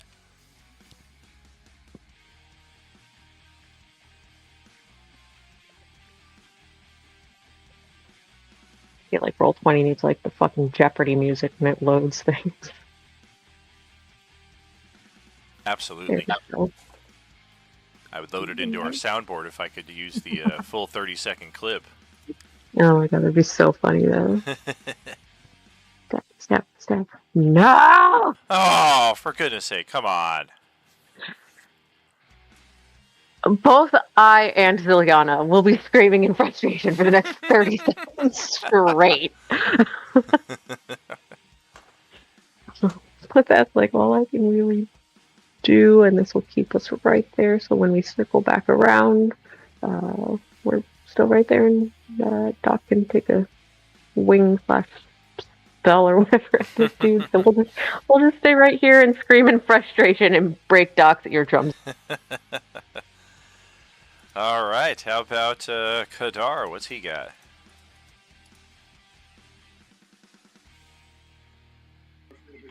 Well, this guy is in range for a little cantrip.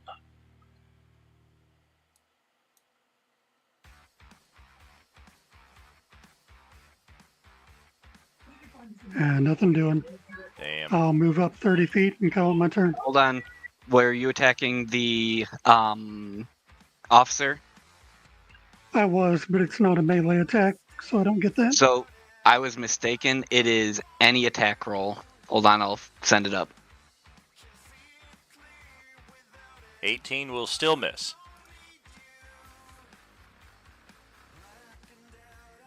All right, that's my turn. And just for a bit of clarity here, before we get too deep down the rabbit hole,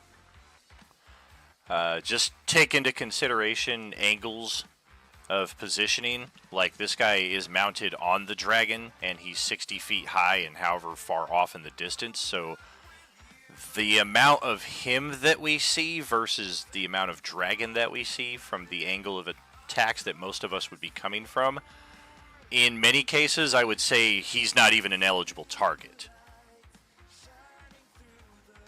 J-Man, that'll be over to your turn, though. He'll be an eligible target for this.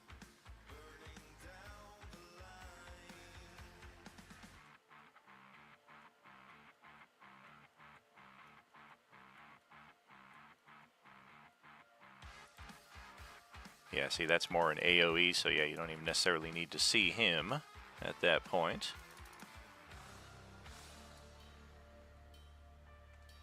And yeah, his saving throw is going to be pretty irrelevant as, yeah, his body just comes tumbling off the back of this thing from 60 feet high and crashes down with a mighty electrified thud. The Dragonelle might take less damage. What is this? Dex save? Hey, we do! We got a 17, so we only take 6 damage. Woohoo! Yeah, so I get up, stride forward, and just like, dodge that!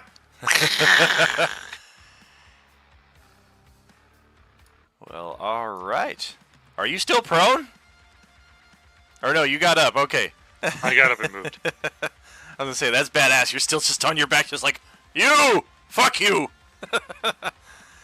Reginald, over to your turn. All right. Let's see. They're trying to bring that one down, and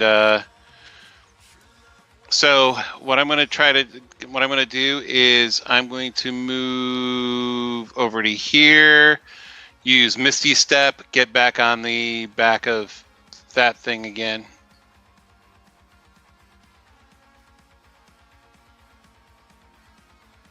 Oh wait, how high is it up?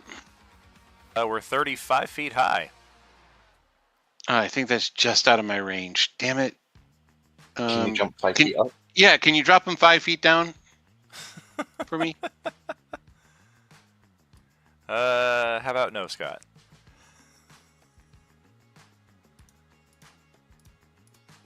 If you call your warhorse over and stand on top of it, does that get you the extra 5?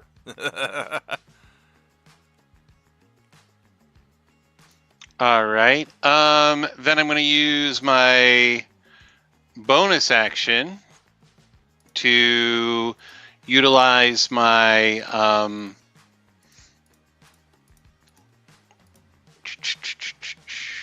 where is it?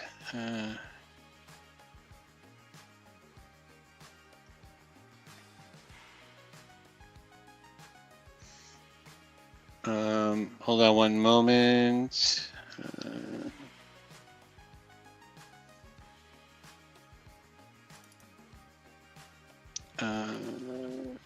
There we go. Commanding Rally from my Knight of the Crown. All right. So I'm pretty much here, and I'm going to command Zilia to attack. I don't know. I feel like if we play it in character, she's going to look down at you and throw you the middle finger. Mechanical advantage and superiority be damned. Right, but anyway.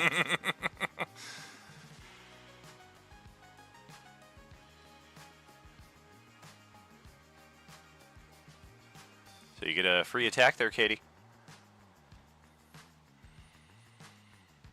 With your reaction. Oh, I bet she stepped away. I don't believe I heard you correctly. What? Is my sound, am I working now? Yes, ma'am. What happened? Yes, ma'am. Okay. I don't know, I was pressing the button and I don't think it registered. Yeah, we didn't get that. Awesome. That's so great for us. Okay. Well, we'll swing and pray. All right, big money. How about medium money? Does medium money? You do get that D8 added to the attack roll, which turns a miss into a hit. And because you got your ally close by, that is a sneak. And ow! This thing just took its first damage. Oh, so medium money can work sometimes. All right. Hell yeah. Just got to shop on the dollar menu is all. Actually, the D8 is to the damage. And they'd have to be able to hit. Oh, yeah, I'm looking at that wrong. My bad. Womp womp. Have your hit points back. Well, that's unfortunate. And then as my action, I'm going to lay on hands for 30. Wow. All right. So, Doc, your turn. All right, I'm going for a slightly different tactic now. I'm going to cast Command and, speaking in Draconic, tell this Dragonelle to yield, or to surrender.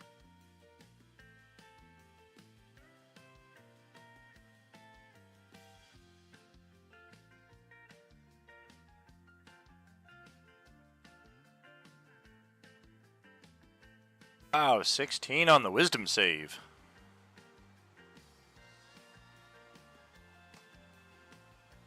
It throws a middle talon in your direction.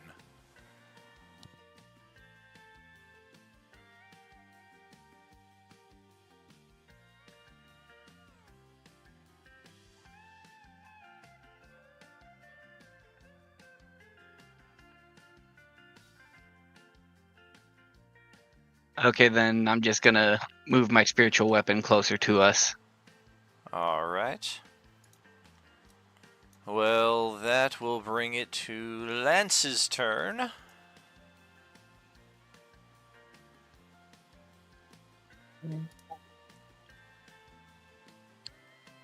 One second.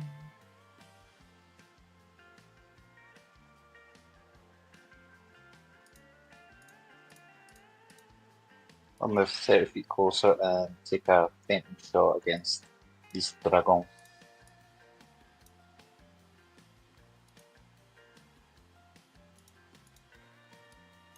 Ka-cha! Hell yeah!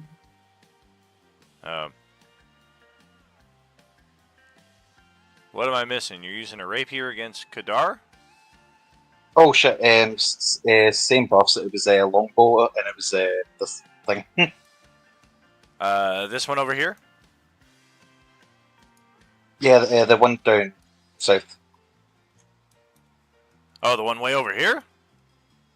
Yeah. All right.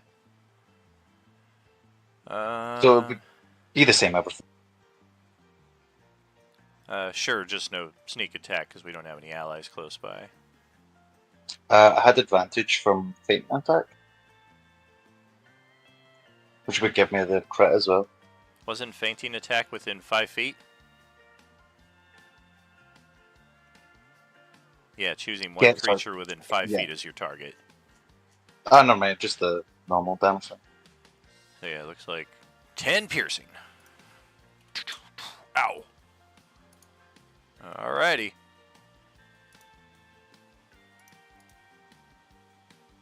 Well, we're going to try our best here. We can get rid of those. Technically, we are 15 feet further. Now that we extended the map. We are 60 feet high. We're going to increase that an additional 60 feet to 120.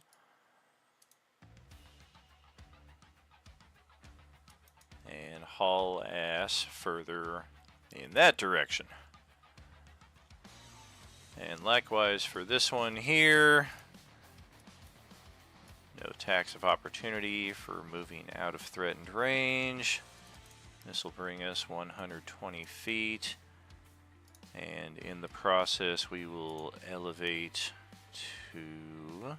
Oh, gotta back them up. So I can see what I'm doing. Yeah, we'll go up to 75 feet. Right over there. Alright, so they're getting further, but you can still see them. They're out in distance. It's pretty clear day. Some clouds, but otherwise Zilyana's up. Awesome. Totally love everything that just happened.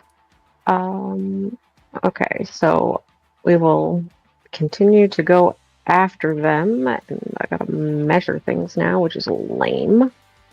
Okay, that'll put us about there. And then blop is 60 that we get. We're down here. Oh man, we're not gonna make all the way there unless I like use my. Okay, you know what? No, that's fine. Yeah, fuck it, we'll do that. And then I will use my action to do movement again, which will take us down here. Whoops. Hello. There we go. Take us down here. And then we'll bonus action dash to finally catch up with these creatures, and that will put us next to this guy for when the turn order restarts, and then Doc is right here to do whatever the hell Doc wants to do. Then that'll be my turn. It's just getting us there. Oh my gosh. Alright. Kadar is up next. I don't think Kadar can get in range. Yeah, they are too far away. So I will just move and dash 60 feet. Alright.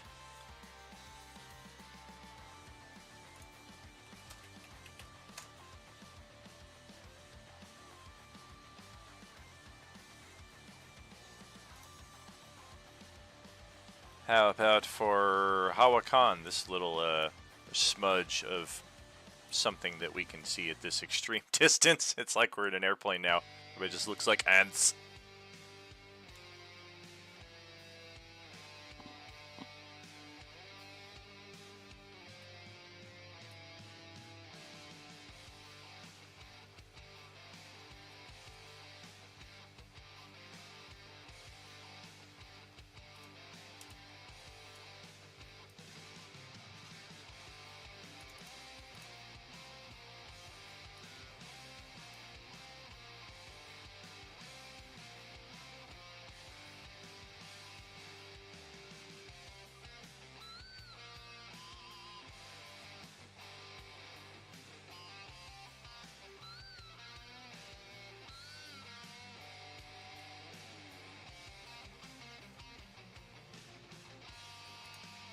Not moving dash. Okay. And for the next ant, what you got, Don? I wave bye. Bye bye. Bye, bye, bye. And Doc, who's actually up next to one of these things. Well, I am so close to it, I might as well just go ahead and try hitting it with my mace.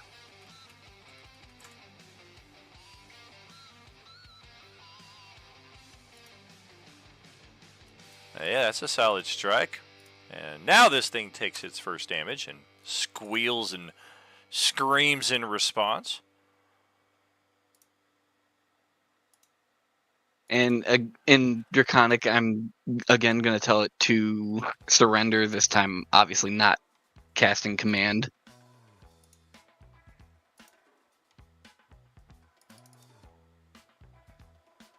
Yeah, based on its aggression and its continued movement, it doesn't seem like it's even taking that as an option. Lance, that's going to be your turn, though. We continue to extend the borders of this random encounter.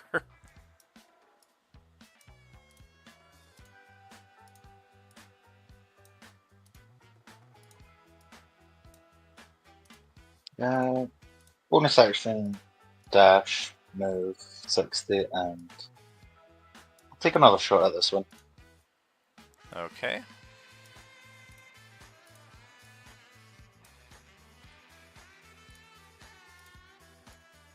Please. Hell no. You can also try and intimidate this one.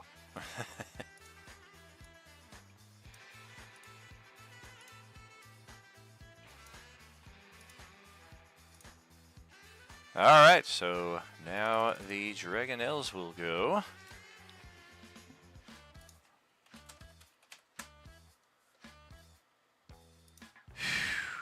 Boy, oh boy. Alright, let's check something here.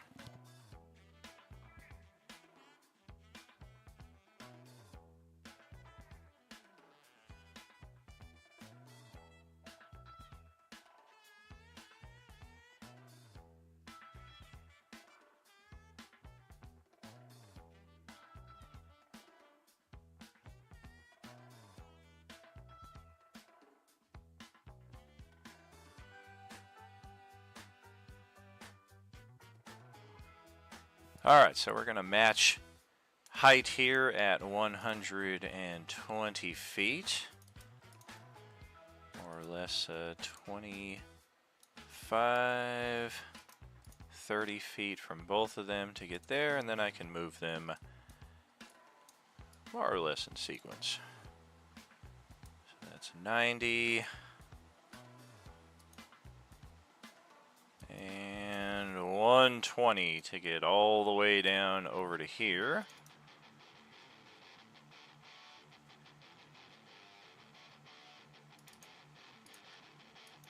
And they will continue hauling across the map. And that'll pass it over to, I mean, yeah, if they were ants before, take a look at what it looks like on the live stream now. Go right ahead there, Katie.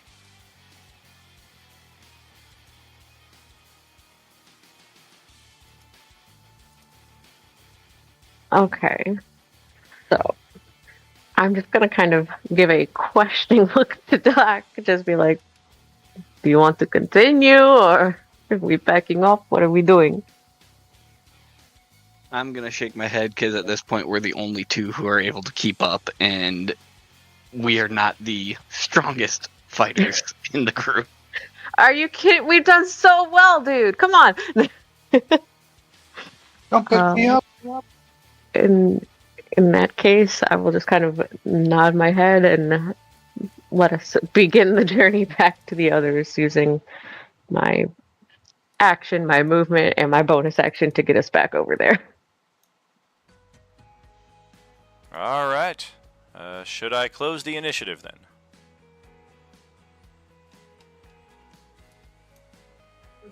I'm good with that. Sure can't go. Probably, yeah. All right, so we will do that. And the first thing I want to do, though, is get off of the carpet and go around and loot the dead bodies that we have. Provided Sir Reginald doesn't fucking yell at me like he always does. I will do that before she even gets back. These are enemies, and they are not knights, and they showed much cowardice, so they do not deserve any honor or respect. You please. Did you Good. just say, "Ow"?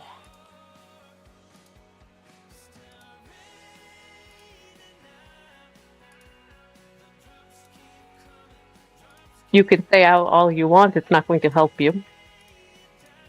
No, I just wanted to say that because that really, really hurt a lot of times, too many times. Well, it's been a while since we've Would had. you like a potion of healing? It's been a while since we've had a combat worthy of a heroic inspiration reward, but that is definitely one of them. So you will find a heroic inspiration in your inventory. One note / reminder about this campaign is vanilla inspirations. You may have as many of them as you can carry. Heroic inspirations, you are limited to one. So if you now have 2 of them in your possession, you must give one of them back to me. I think that would only be Justin, though. I think everybody else had already used their heroics. Oh, I've got 2. Oh, do you? Well, then, give me one. Could you have used the 24-hour one before that happened? I don't have access to time travel, sadly. If I did, oh man, what a much different situation it would be.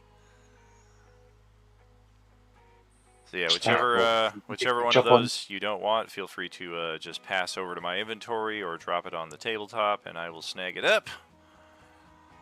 Otherwise, inside of the bag, just to get that out of the way, there are 6 potions of healing.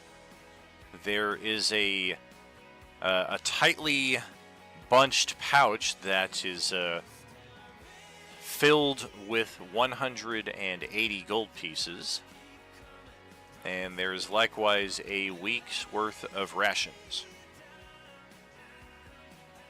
Look at all the stuff I got. I'm gonna try to steal some of that stuff from him. Like, y'all know that's gonna happen. So Hawken will smile kind of weakly at Ziliana when she offers the healing potion. And be like, well, we're out of danger now, so let's not waste those resources just yet. Okay, your funeral.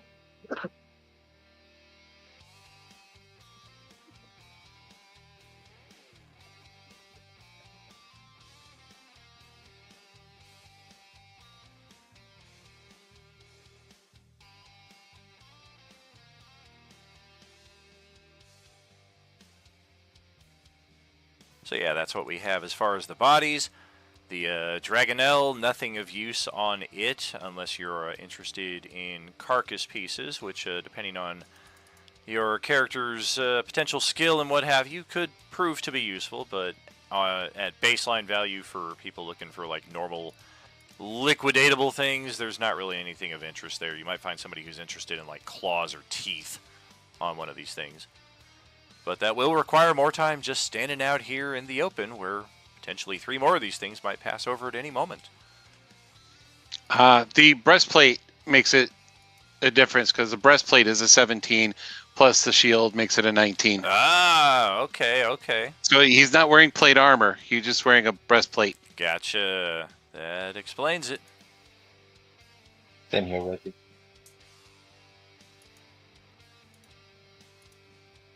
So yeah, we've got some coin, we got some potions of healing, lances, crossbows, shields, breastplates.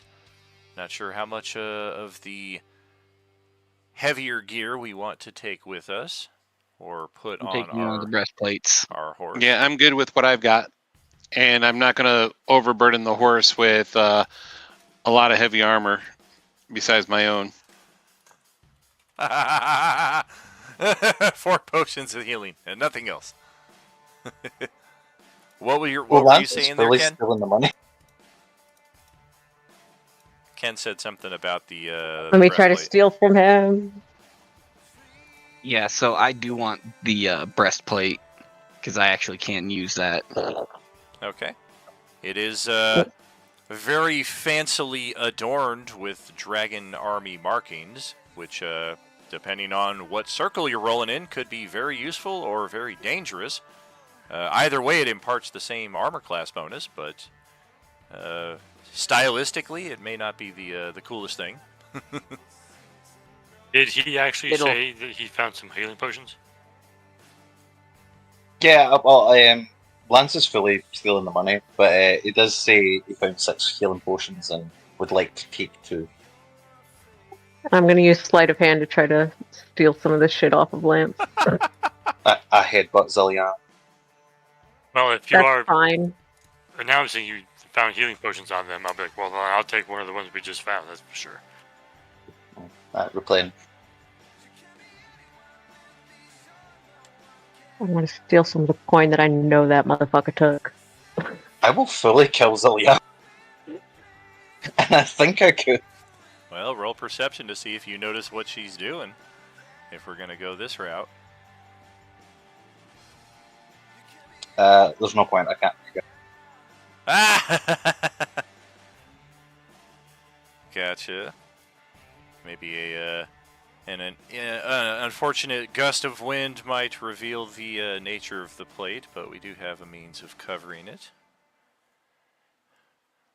Might I mean, also my just robes be... are floor length, so it would be a insane gust of wind to reveal that. Show. I don't know about in-game motivation too. There might just be a level of just it's distasteful to wear this stuff, and not just from the person who's taking it, like your other party members knowing that you're wearing this stuff. I'm not trying to like start anything or anything, just making you all aware of Well, I mean, if he's potential better want to protected by repurpose this, it. I mean, yeah, if he's better protected, then we're better outfitted to fight them. Right. I mean, this is not going to turn him into a dragon, person. So I mean, it's a piece of armor. If they want to remove any symbolism or anything like that, then I mean, that stuff could be buffed out and such by armor. And I mean, I have Smith's tool proficiency, so eventually I can buff it out myself. But In short period, I can just disguise kit some things on it. Pretty it up a wee bit. Say again?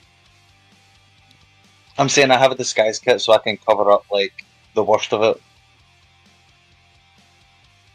He's got robes covering up the entire armor. I mean, it's like black yeah. and red painted. It's got like dragon etchings and draconic insignias written all over it. Like this, the point I'm trying to make is this is obviously Dragon Queen Army armor, and while there's no doubt a tangible benefit to having it, I don't want us to ignore the forces that we're against and the fact that the last time we confiscated some of their equipment, most in our group found it very distasteful and we couldn't wait to liquidate and get rid of it. And this is the same group of characters. So I'm looking for a little cohesion here. Well, the reasoning, I mean, considering the fact also that we are not in a populated area at this point. Well, sure. I'm not talking like we need to find a merchant right now to sell it. The only thing I'm saying is like if we're going to keep it as part of our equipment, it might be something in the future that we consider making more presentable for the party that we represent. Which it sounds like we're kind of thinking in that vein, but it took us a little bit to get there. Right. I mean, during long rests, he could be scraping off insignias and everything else like that. So yeah, I mean, we're not going to run into representatives from your side out here in the wilderness who are just like, oh, you guys have been against us the whole time. Like, we're not going that route. I'm just trying to, like, you guys found essentially an evil outfit, and while it's definitely something that can benefit us, it's something we might want to tweak so that it benefits us better. Yes. And previously, Doc hadn't really taken a lot of damage in combat, so he hadn't really thought about his armor, and now he's realizing, I need something a little more substantial. Sure. So, yes, eventually he will be removing the insignia, but And right now he's just like, and gotcha. And I'm hurting. even if we don't want to go that route, like even if our character's just like, man, that's a lot of freaking work. When we get back to the encampment, they've got extra gear for their soldiers, and they could easily be like, yeah, we'll swap out this Calaman breastplate for this nasty dragon armor breastplate, and our NPC armor will just melt this down and make barding out of it or whatever at some future point, like we did with the other stuff. In either case, though, we've got our inspirations. If Katie is indeed going to steal some gold off of our dude here, let's just see approximately. Okay, I'm back. Welcome back.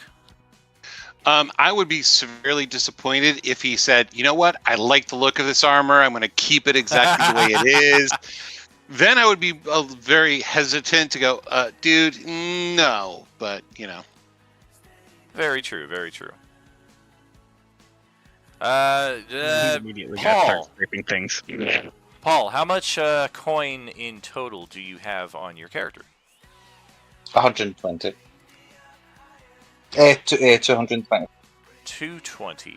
All right. Well, Katie, you've got your hands on 120 of his gold.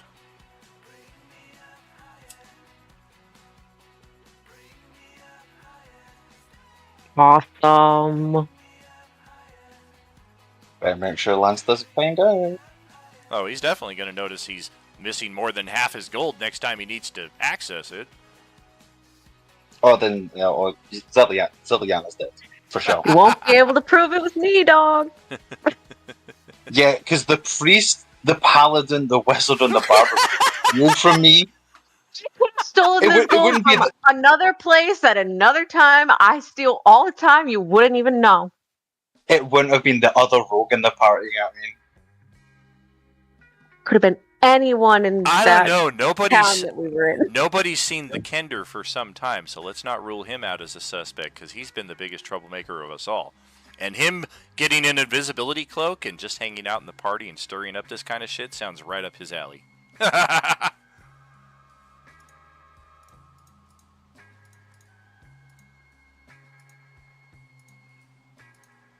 Alright, let's get back to the regional map here, now that we've spent most of the session on a random encounter. That's pretty fantastic. We are closing out our day in the hex that we're in, once again finding a suitable space for a long rest. Any special preparations or what have you for tonight's long rest? Did anybody want to cook up some Dragonelle? Anybody proficient in that kind of stuff? Maybe saw an opportunity for some fresh meat instead of dried rations for dinner tonight? I'm not really proficient in cooking or anything, but I'm going to give thanks that we survived and in meditation and prayer before turning in. Oh yeah, that was I want a to know if there's huge encounter. If there's since we're fairly close to where we're trying to go, is there if I can find like a high spot and maybe see our destination from here? You'll probably have better luck in the morning with the sun in the position it's at, but you think you see a peak nearby that'll probably suit your needs come sunup. Okay, because I'd want to try to figure out like a route to Yeah. get there the easiest. Of course. And yeah, we'll definitely have to see what the rain situation is like the following morning. Darrett's army is still, I mean, you guys are out here, they're probably like up to here, maybe here by this point. So let's check the rain levels today. It seems like it's stable. Looks like it's at the same level as it was the previous day. So the The wash should be dry enough for your characters to travel into. And a survival check combined with the position of advantage there will give you advantage on that check. So yeah, this does not look like it's going to be an easy descent, and you're definitely thinking your lucky stars for the carpet now, because even with it, you're not sure how you're going to get the horse down there. Because there are places you can scale right down the side of the canyon, but there's really not even a thin path that the horse could take to get down there. So it's like a full day's travel back for the easiest place for the horse to get in. If we unload the gear from the horse, I can actually dismiss the horse as part of the spell. What you gonna do with all the gear? Can you convince it to jump off? Put it on the carpet. How well?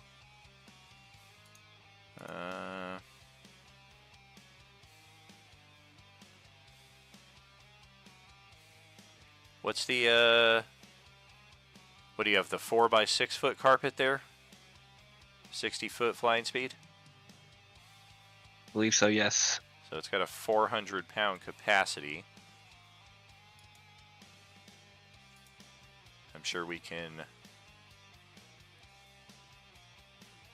Yeah, it's just going to be a little clunky as far as like bringing the gear down in shifts, I guess, and then kind of finding a place to stash it while we do our stuff down here, because somebody has to be on the carpet or controlling the carpet, so that takes some of the weight on there. So we're kind of the horse can carry more, I guess, is the long and short of it. Well, I guess the real question is, do we even need to bring all that stuff down there? If we're just going to the cave, doing within the cave, and coming back out, we could just leave the horse and the gear stashed somewhere up top. It would be out in the open, would be the only concern in that respect. But yeah, I mean, if you don't have need to bring it down with you, then why trouble yourself? The carpet can carry up to 800 pounds. It just cuts the movement speed in half. Okay. I guess that would be up to Reginald, since it's his horse. I mean, the horse can defend itself if it comes to that, I guess. I mean, I'm all willing to leave the horse up here with gear and stuff. I don't think we want to leave everything up here with the horse just in case it does get overpowered.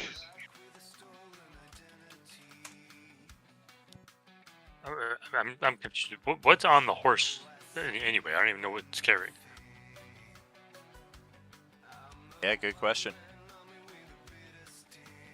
I know we had addressed this last session or the session before, because there was some overspill as far as what we were bringing with us, and the horse turned out to be beneficial in that respect, but I don't recall exactly what we had. Basically, it's our rations, our water, camping gear, my lance, The phone. Anything that we didn't want to personally carry ourselves because it would be detrimental to our combat. So like my backpack full of stuff is on the horse because I didn't want to have the backpack on trying to fight with it. Okay, yeah. See, I'm still carrying all of my stuff because I didn't realize we were doing that. So yeah, I don't even have anything on that. Same.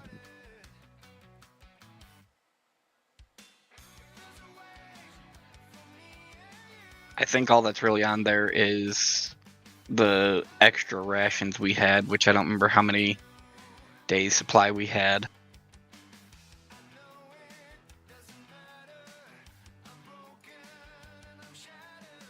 Yeah, hopefully it's yeah, I guess this right here, is this all accurate?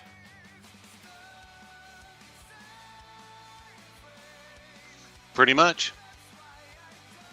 I thought we had liquidated those longbows and longswords back in Calaman, but I mean, they're still there, so you guys are responsible for that handout. I guess that's a great way to keep an infinite cycle of gold by just keeping the gear and selling it. Whoops. Right. Well, I know the 60 days of rations, we didn't want to like carry them ourselves because that's pretty heavy stuff. Definitely, and we thought about donating it to the army, but then it was like, well, they've obviously got their own quartermaster. They've got a lot of gear fit for 300 people.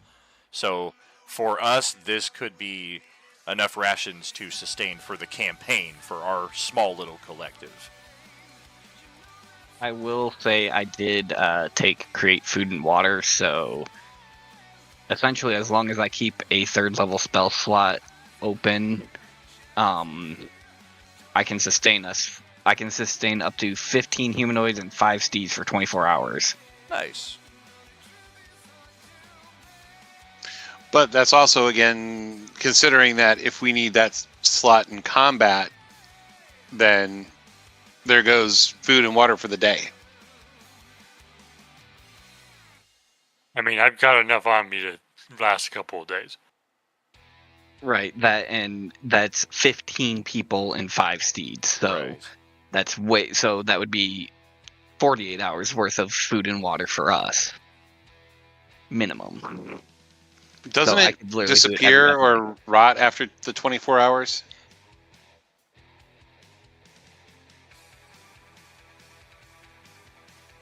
Well, big consideration too is that it's a spell slot, and it's the highest tier of the lowest tier of spells, going all the way back to 2nd edition. How they bracketed the spells into 1 through 3, 4 through 6, 7 through 9. 3rd level is the highest of the first tier of spells, so it's a valuable spell slot.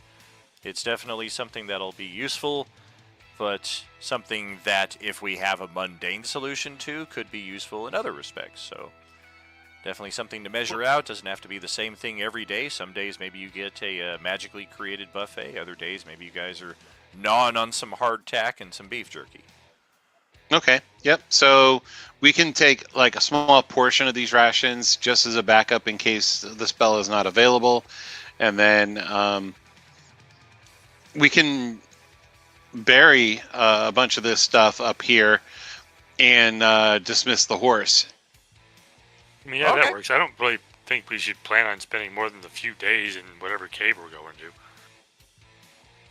Okay. Sounds like So a plan. Are we coming back this way? I mean, yeah, sure. It's not like it's far from where we're going right now.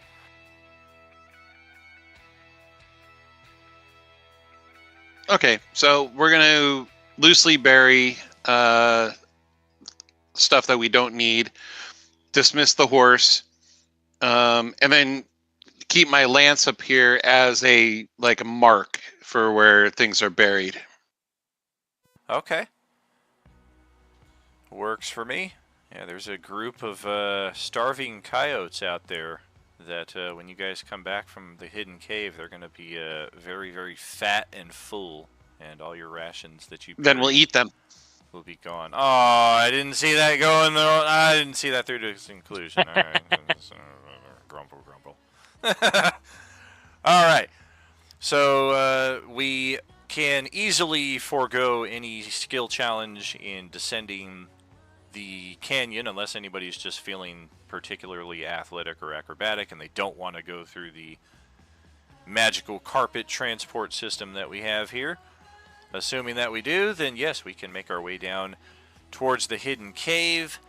And this is something that we did not see from the angle of approach, even with the vantage point that we had, is tucked into a small little cove nearby is a campsite that is just packing up for the morning. Looks like whoever's here slept in maybe an hour and a half longer than you guys did.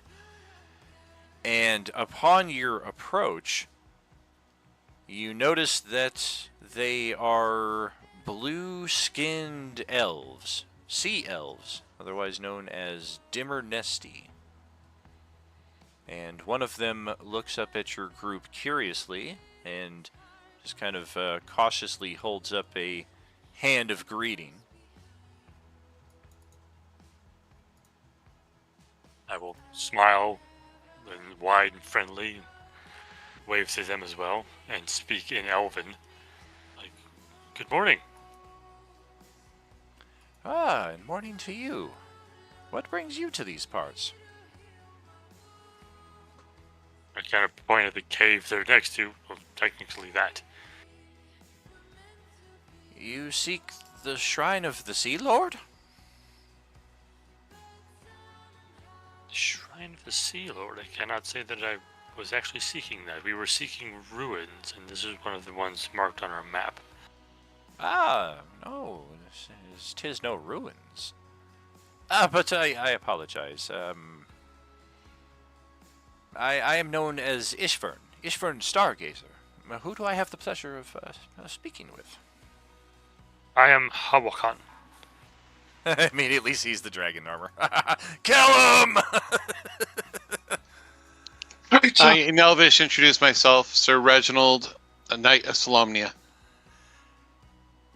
There's some looks of astonishment and just stun between the elves. Even in their circles, this seems something to be pretty excited about. And the elf looks around at the rest of the group and spots at least one other elf and smiles over in Ziliana's direction. I'm just gonna blankly stare.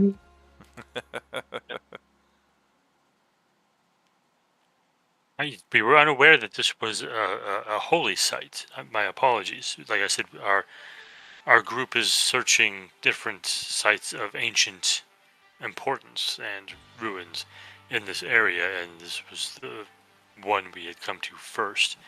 We don't mean to intrude on a holy space. It is not an intrusion to those who pay the proper reverence, have proper respect. Have you, by chance, encountered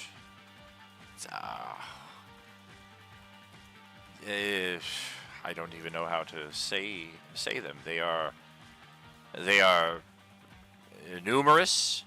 They have goblins, orcs, bugbears, men within their ranks. They have strange troglodyte lizard creatures as well. And we came afoul of their number some days back. Yes, unfortunately, they are an army in service of the Dragon Queen. An army, a dragon queen. They captured four of our number, including our leader, the priest Yearcall, and many others of our collective perished in the confrontation. We find ourselves at a bit of a impasse, as I alone of our number have been within the shrine before, but I am no priest, I am no leader, I'm one of the faithful. I would like to see our mission completed, but we are uncertain as to how to proceed.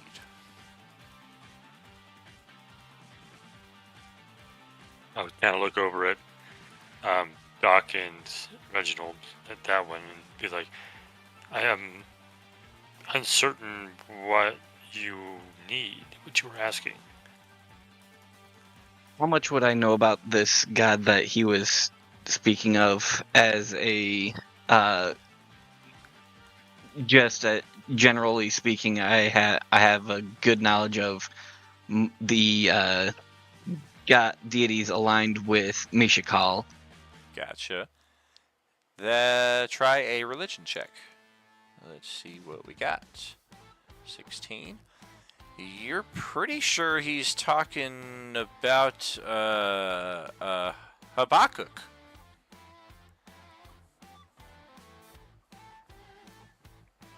Yeah, one of the good aligned deities, god of the seas and animal life in general.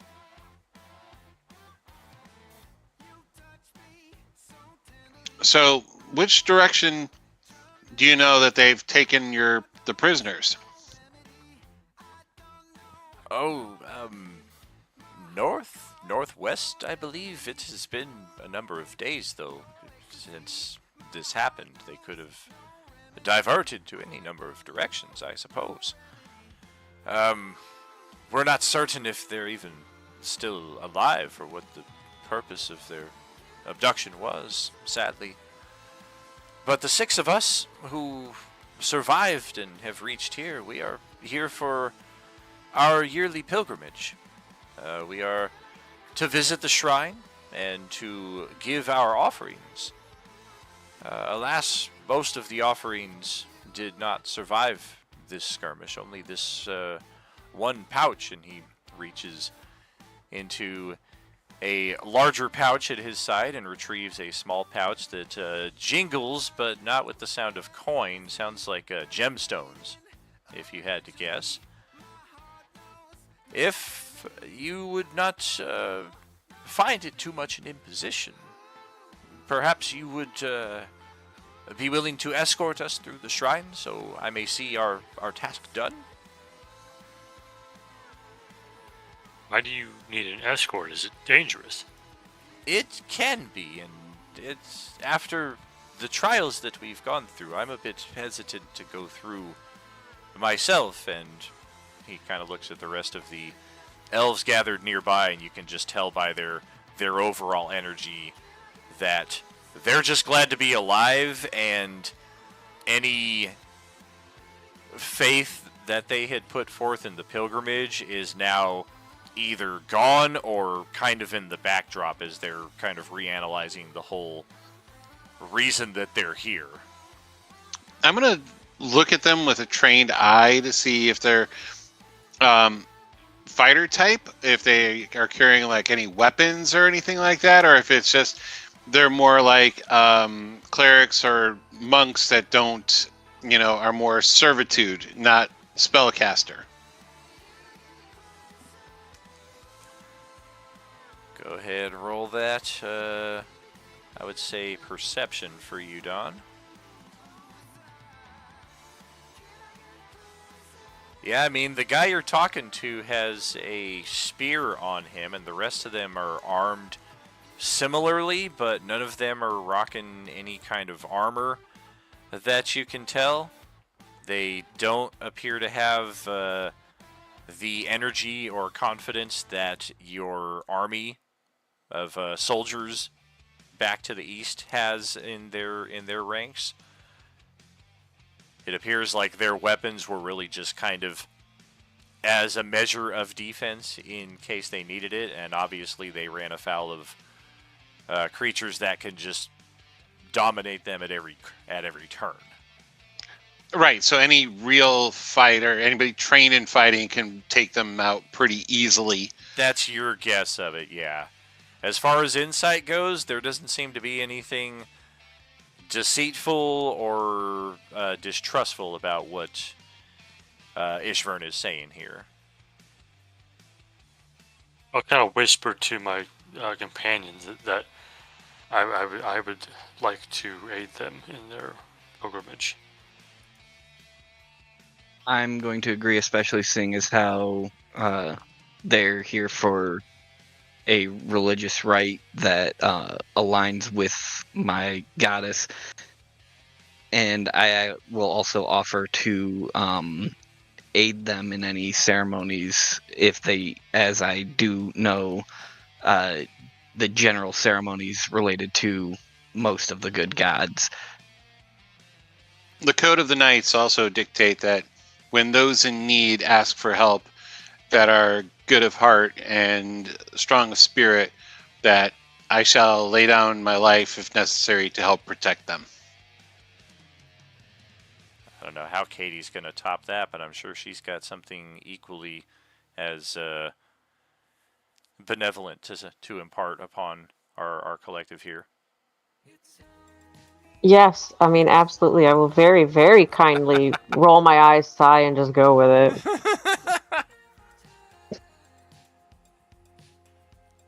Yeah, as far as... oh, go ahead.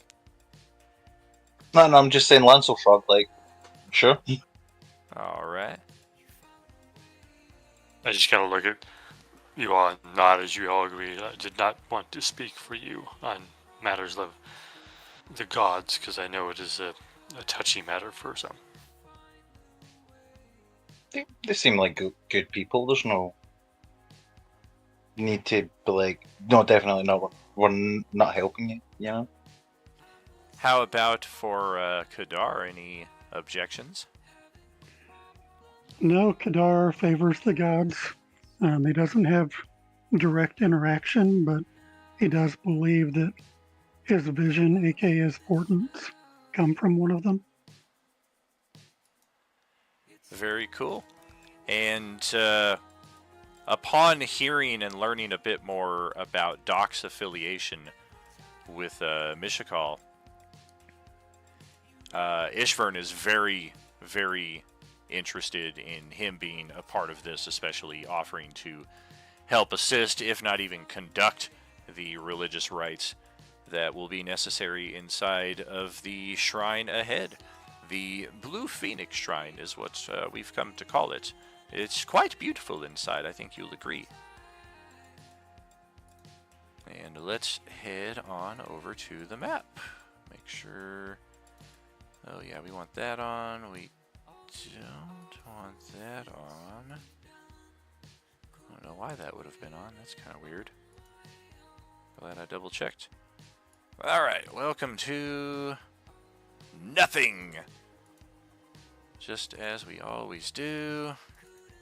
The void. Allow me to deposit your tokens where they are needed. Hey, what's going on here? Alright, whatever.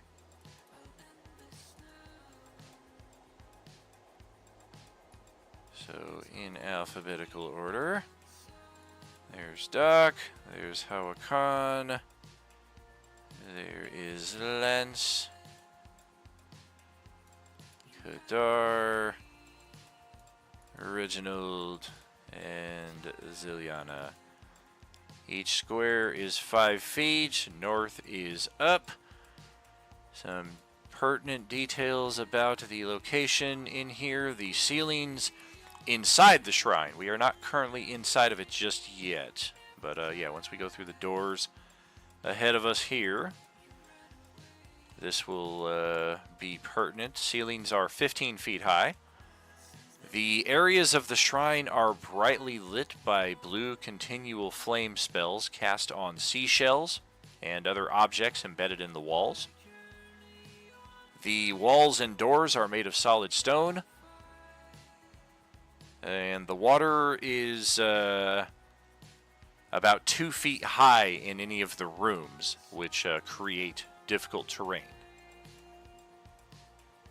So that being the case, and yeah, this looks to be an older module. As I recall, this was released on my birthday of all days in 2022. So this must have been just before they started putting in the interactive doors and windows that we've gotten used to. So if something isn't obvious to you, just feel free to ask me and I will let you know what's going on here ahead.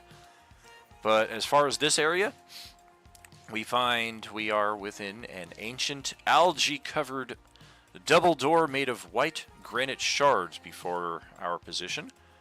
It is etched with an eroded image of a majestic bird with outstretched wings. And Doc recognizes that instantly as a blue phoenix, the symbol of the god Habakkuk, god of the seas and animal life. Upon arriving at this door, Ishvern explains, the priest Yerkul would open this door by saying a specific prayer. Fortunately, I'm not aware of what it is.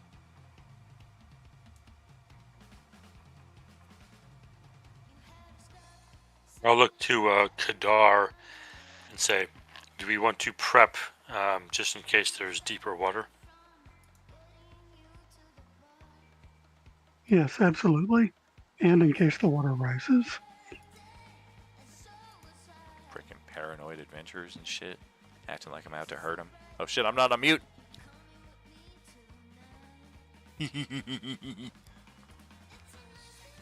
I'm gonna go ahead and inspect this door. Is there any sort of indication of what sort of prayer I need to be saying? Roll your religion check again.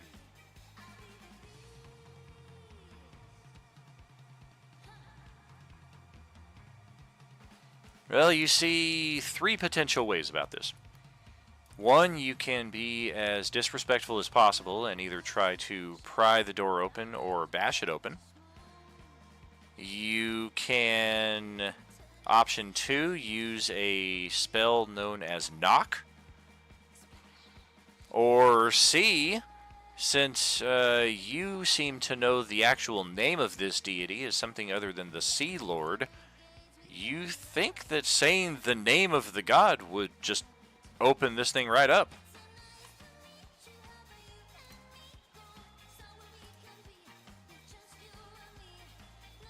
Hello. Yes.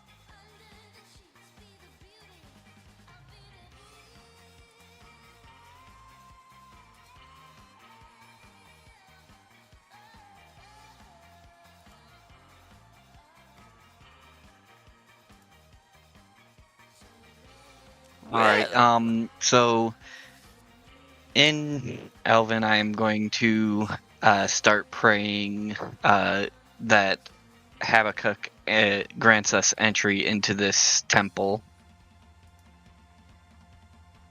And the doors open, revealing a new area.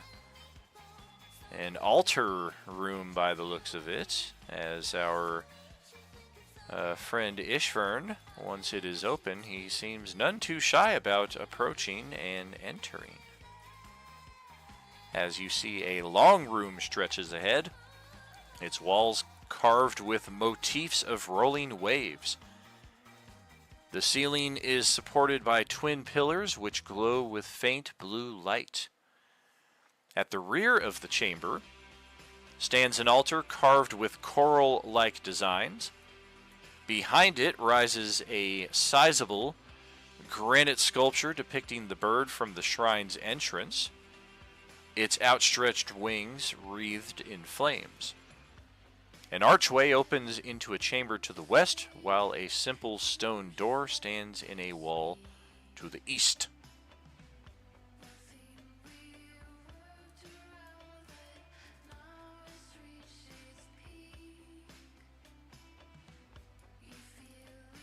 All right, I'm gonna go inspect the.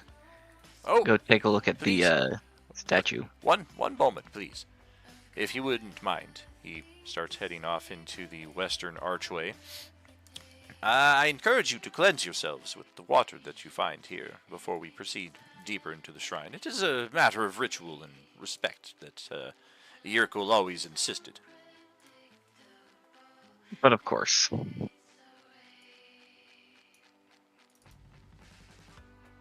I am not one to disrespect someone else's good aligned god, so I will also do so. After he washes up, he'll just wait out here for the rest of you. Feel free to move on in and get your cleanse on, or not.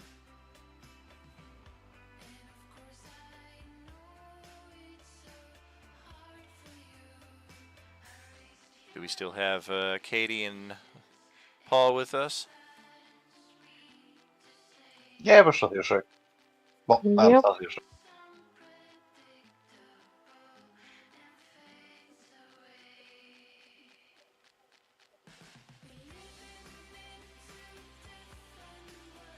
If it looks like anybody isn't going to do the ritual bathing, I would go over to them and whisper. You might want to do the water because I feel like there might be defenses in here that are keyed to not having that on you.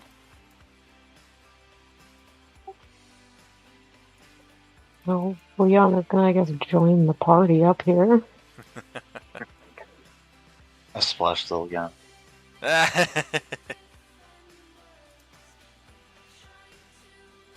Oh dang, you didn't melt.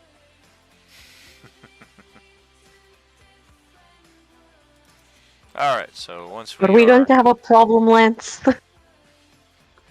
Oh, we have at least 120 problems. And you're 119 of them.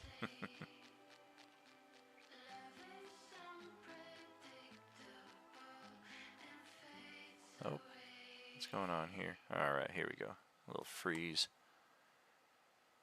Double check. Yep.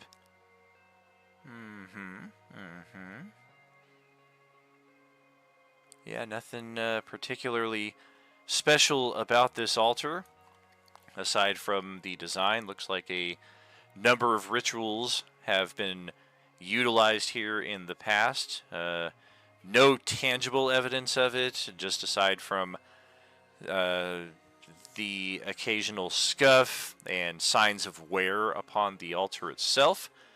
It looks like it's been some time since the purpose of this room has actually been used as intended. Otherwise, goodness. Got tokens all over the place on different maps here, and they're not matching up. So right here to the east of Hawakan is the door into the next area. Once again, made of solid stone. No obvious... It doesn't have a handle so much as it just kind of has an indentation where you kind of put your fingers, and if the first door is any indication, it'll probably slide open pretty easily.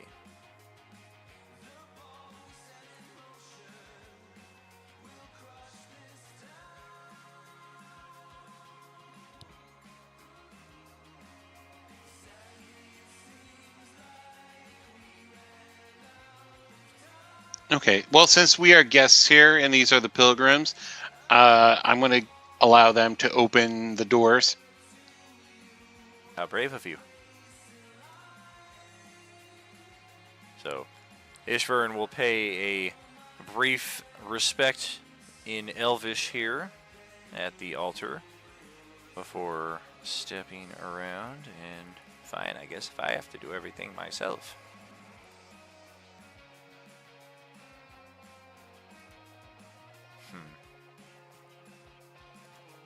Yeah, Oh, I'm you not sure. could guide us as to what we should be doing. I did not want to make assumptions and do something wrong. It is no concern. This is the way that we shall proceed, though. Damn, I got to do a page reload on the player side here now. 1 second. Our stream is gonna drop back to the default page here. Loading.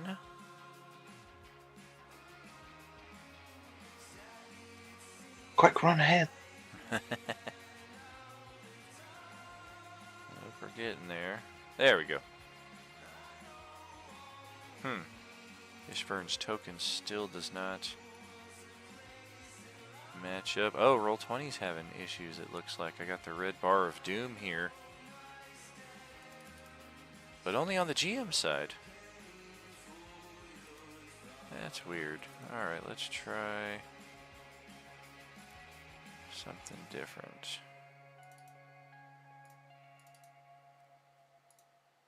Do this, we'll do this. Well, we'll try to. Can't do anything.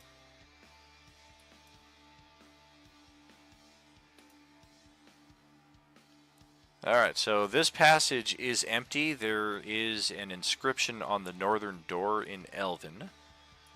Seems like you should be good to move forward. I'm just trying to get...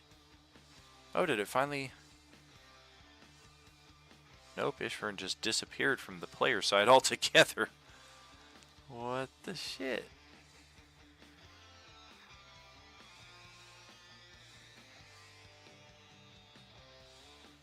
I don't know. His character sheet is causing all kinds of problems here.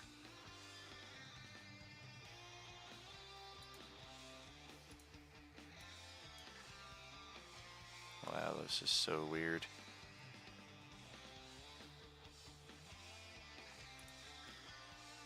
Alright, looks like it all linked up now. All of your tokens just all moved at once. Okay, the inscription on the door in Elven, most of us, enough of us read it that it's easily translatable. Honor those who came before and walk on. This door likewise seems like it will pop open pretty easily. Go ahead and say a prayer in Elven for those who came before and try and open the door. Alright. Easy peasy as we make our way into the crypt. There are alcoves to the west and the east of this chamber which hold waist-high stone sarcophagi, sculpted with images of shells and graceful sea creatures.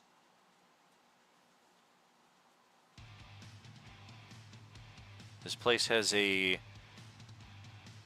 sense of rest about it, even not just for the dead, but if for whatever reason your group were in need of a rest, if you had perhaps had some encounters with defenders of this shrine in the previous chambers, this would be a good place for your group to find some reprieve. The sarcophagus to the west bears an inscription in Elven, Herzon, who built this prayer in stone. What is Lance's passive perception? Truly amazing. 9. A 9? Alright. The sarcophagus to the east bears a different inscription in Elven. Awenthel, our devoted first priest.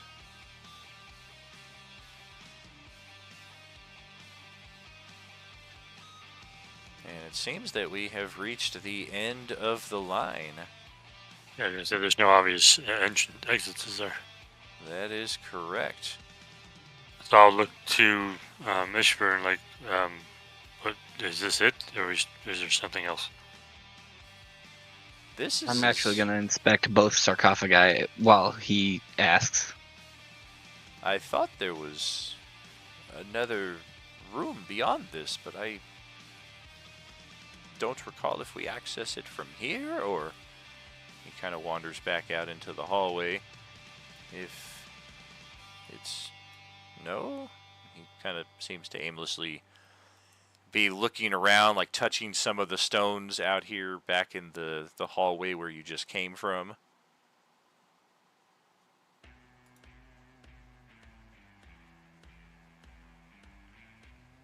If anybody's got a passive perception of 20 or higher, let me know.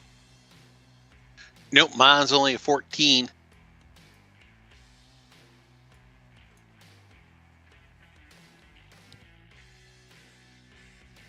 I'm going to go look at the inscription on the last door again.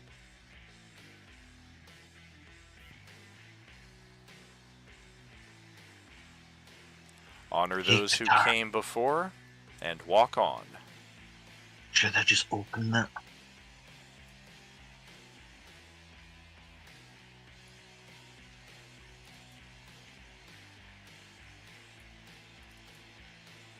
I will go up to this sarcophagus, I guess the left west one, and reading the inscription, I will just say what is on the description out loud. What is Hawakan's passive perception? 14.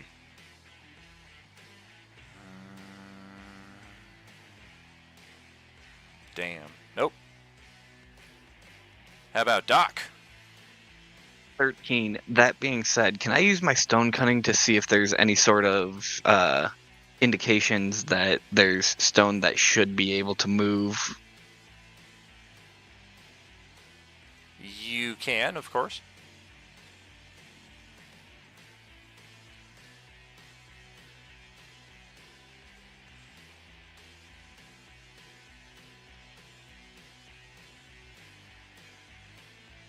Is that a check or just a kind of like a passive thing.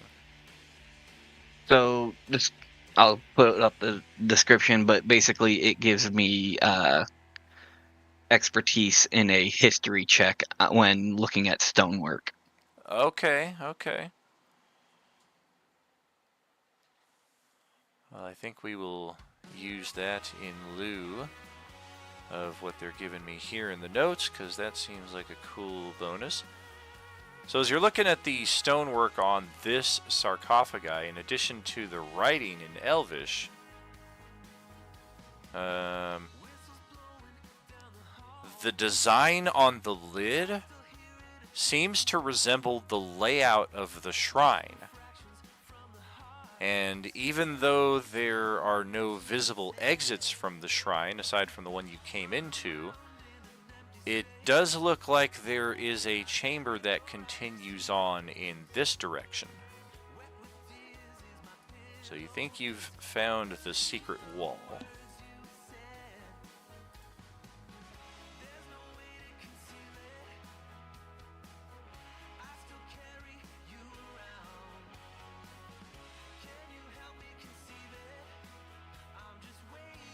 Was the prayer that the original builder built, was that written at all? It's not. It just says, what is this? Herzon, who built this prayer in stone.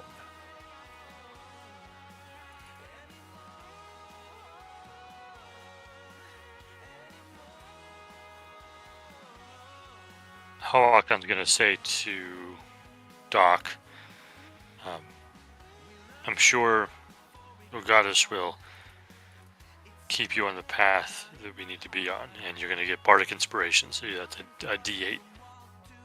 Nice. Okay, having read both of the sarcophagi and using what I know about Habakkuk, could I try and use a religion check to see if I could figure out like what sort of prayer I need to say to get this wall to open? Yes and no. It's kind of a passive thing at this point. You've already got all the puzzle pieces, and you're pretty sure that the prayer Hawakan said over that shrine to the west, or I'm sorry, over the sarcophagi to the west, likely fulfilled the requirements for passing this door. So at this point, you probably just have to push it open. Alright, then I push it open. Hey, look at that! An ascending stairwell to the final chamber of this shrine, the offering chamber. The steps ascend into a room covered in thick black algae. We are finally out of the 2-foot high deluge that we've been wading through this entire time. You can dry off your boots and your socks in here. At the center of the room stands a well from which emanates the sound of distant waves and the cries of seabirds. And yes, this is the offering chamber, yes. Thank you for your kind assistance. Now I will reveal my treachery, which you have all been undoubtedly expecting, but it's not actually treachery, because I am as I appear. I wasn't expecting any treachery.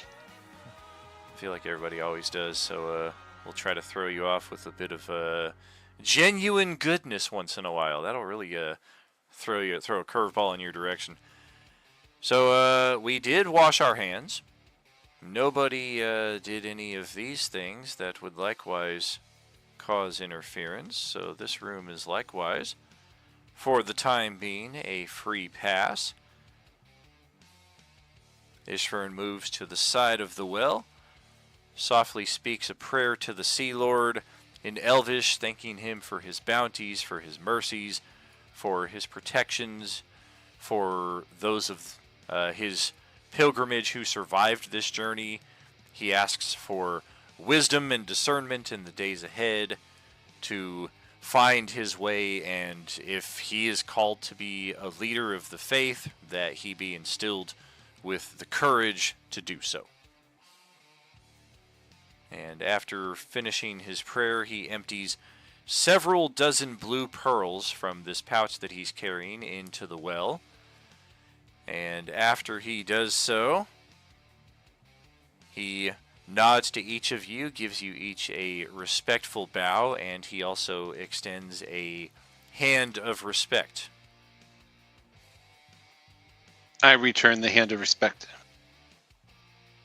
As do I. Could I ask him if coin is a acceptable offering? I've never seen anyone give coin before, but it is accepted in other faiths, if I recall, yes? Unfortunately, I don't speak Elvish. Would you mind speaking a prayer on my behalf? I'm willing to translate for you. Yeah. And I'll throw 10 coins into the well. I wish you'd thrown 3, so then we could break into 3 coins in a fountain. Each one speaking, you know this, seeking happiness. Drawn by 2 hopeful lovers. No? Flintstones, meet the Flintstones. Hey, I know that one. And he knows what I'm saying here. Anybody who's seen Planes, Trains, and Automobiles, likewise, is probably like, oh yeah, all right. So congratulations. Let's get ourselves out of this shrine. Took us forever in tonight's session to get here, and last week's session too. This is a map that has been prepared for the last 2 sessions. A very short little side adventure here nonetheless, but one that we got through very quickly. And yep. None of this necessary. Anything else that we want to do here before we get out? Nope, I'm good.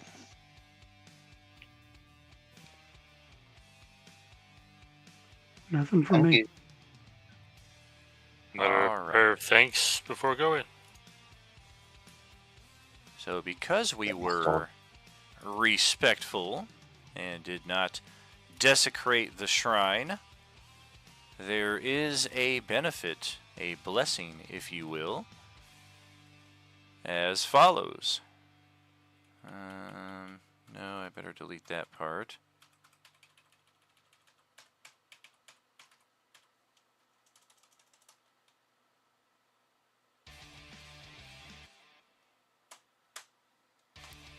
Perfect. Yes. This is it right here. Habakkuk's Blessing. It is a supernatural gift, a charm. Habakkuk blesses your travels through the northern wastes. This charm grants you advantage on wisdom survival checks made to notice the wash waters filling chasms. Additionally, while traveling, you and up to 5 other creatures with you ignore difficult terrain outdoors in the northern wastes, allowing you to move at double the pace listed on the northern waste land travel table. This charm does vanish 24 hours after you leave the northern wastes, which, spoiler alert, most of the rest of the campaign is up in this area. So this is a very, very useful charm to have to avoid flash floods, and also moving at a snail's pace. Of course, you guys are pretty well stocked as far as provisions and capabilities in that respect, so you're not really hindered, so to speak, but this is still a nice thing to have nevertheless.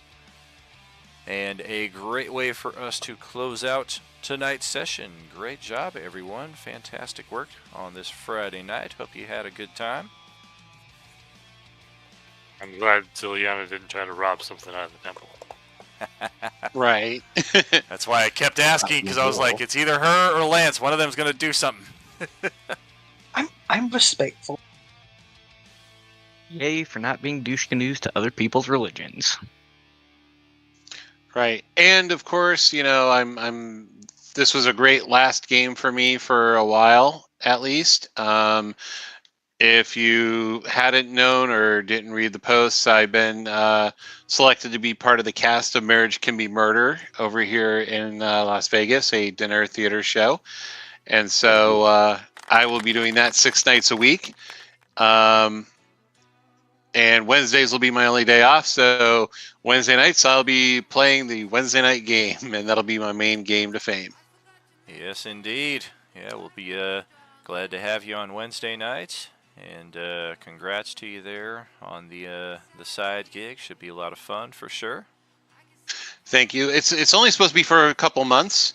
They rotate the cast out quite often, so I don't know what the opportunities are to extend a stay, or if it's like do one season, then skip a season and do another one, or this that. So I don't know what's going to happen after a couple of months of being with them. Gotcha. Well, fantastic stuff here again this Friday night. We've got a great number of maps and adventures ahead of us. If you caught the organizational stream that I did earlier today, we got a brief glimpse at the 4, 8, 12, 16 maps that are still ahead of us in this in the remainder of this module. Didn't see any of them in detail, but we did kind of see the drop down, and wow, that's a lot of maps that we still have left. And up until tonight, there were 17, so good job clearing one of those out. Next time around, we'll see if we're going to check out the lighthouse or the tower, whichever one suits your group better, as we get closer to unraveling the mystery of Lord Soth's intentions here in the Northern Wastes, the Dragon Queen army's ties to that, and hopefully, if we're lucky, a bit closer to level 7 as well, which would be a lot of fun for this group.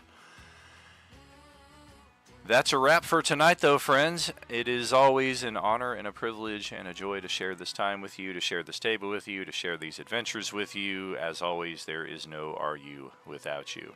Have a good night and have a good weekend. We will catch you Sunday morning. New start time for the Sunday morning tables, by the way, for those of you who are tuning into these streams. It works out best for most of us at that table. We're going to start kicking off at 9 a.m.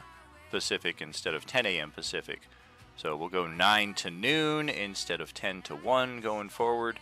So if you're tuned into those Sunday morning streams, make sure to take note of the time change so that you don't miss the first third of our show. We'll catch you then, friends. Have a good weekend. See you. Have a good night. Bye, y'all. Have a great Good one, night. everybody.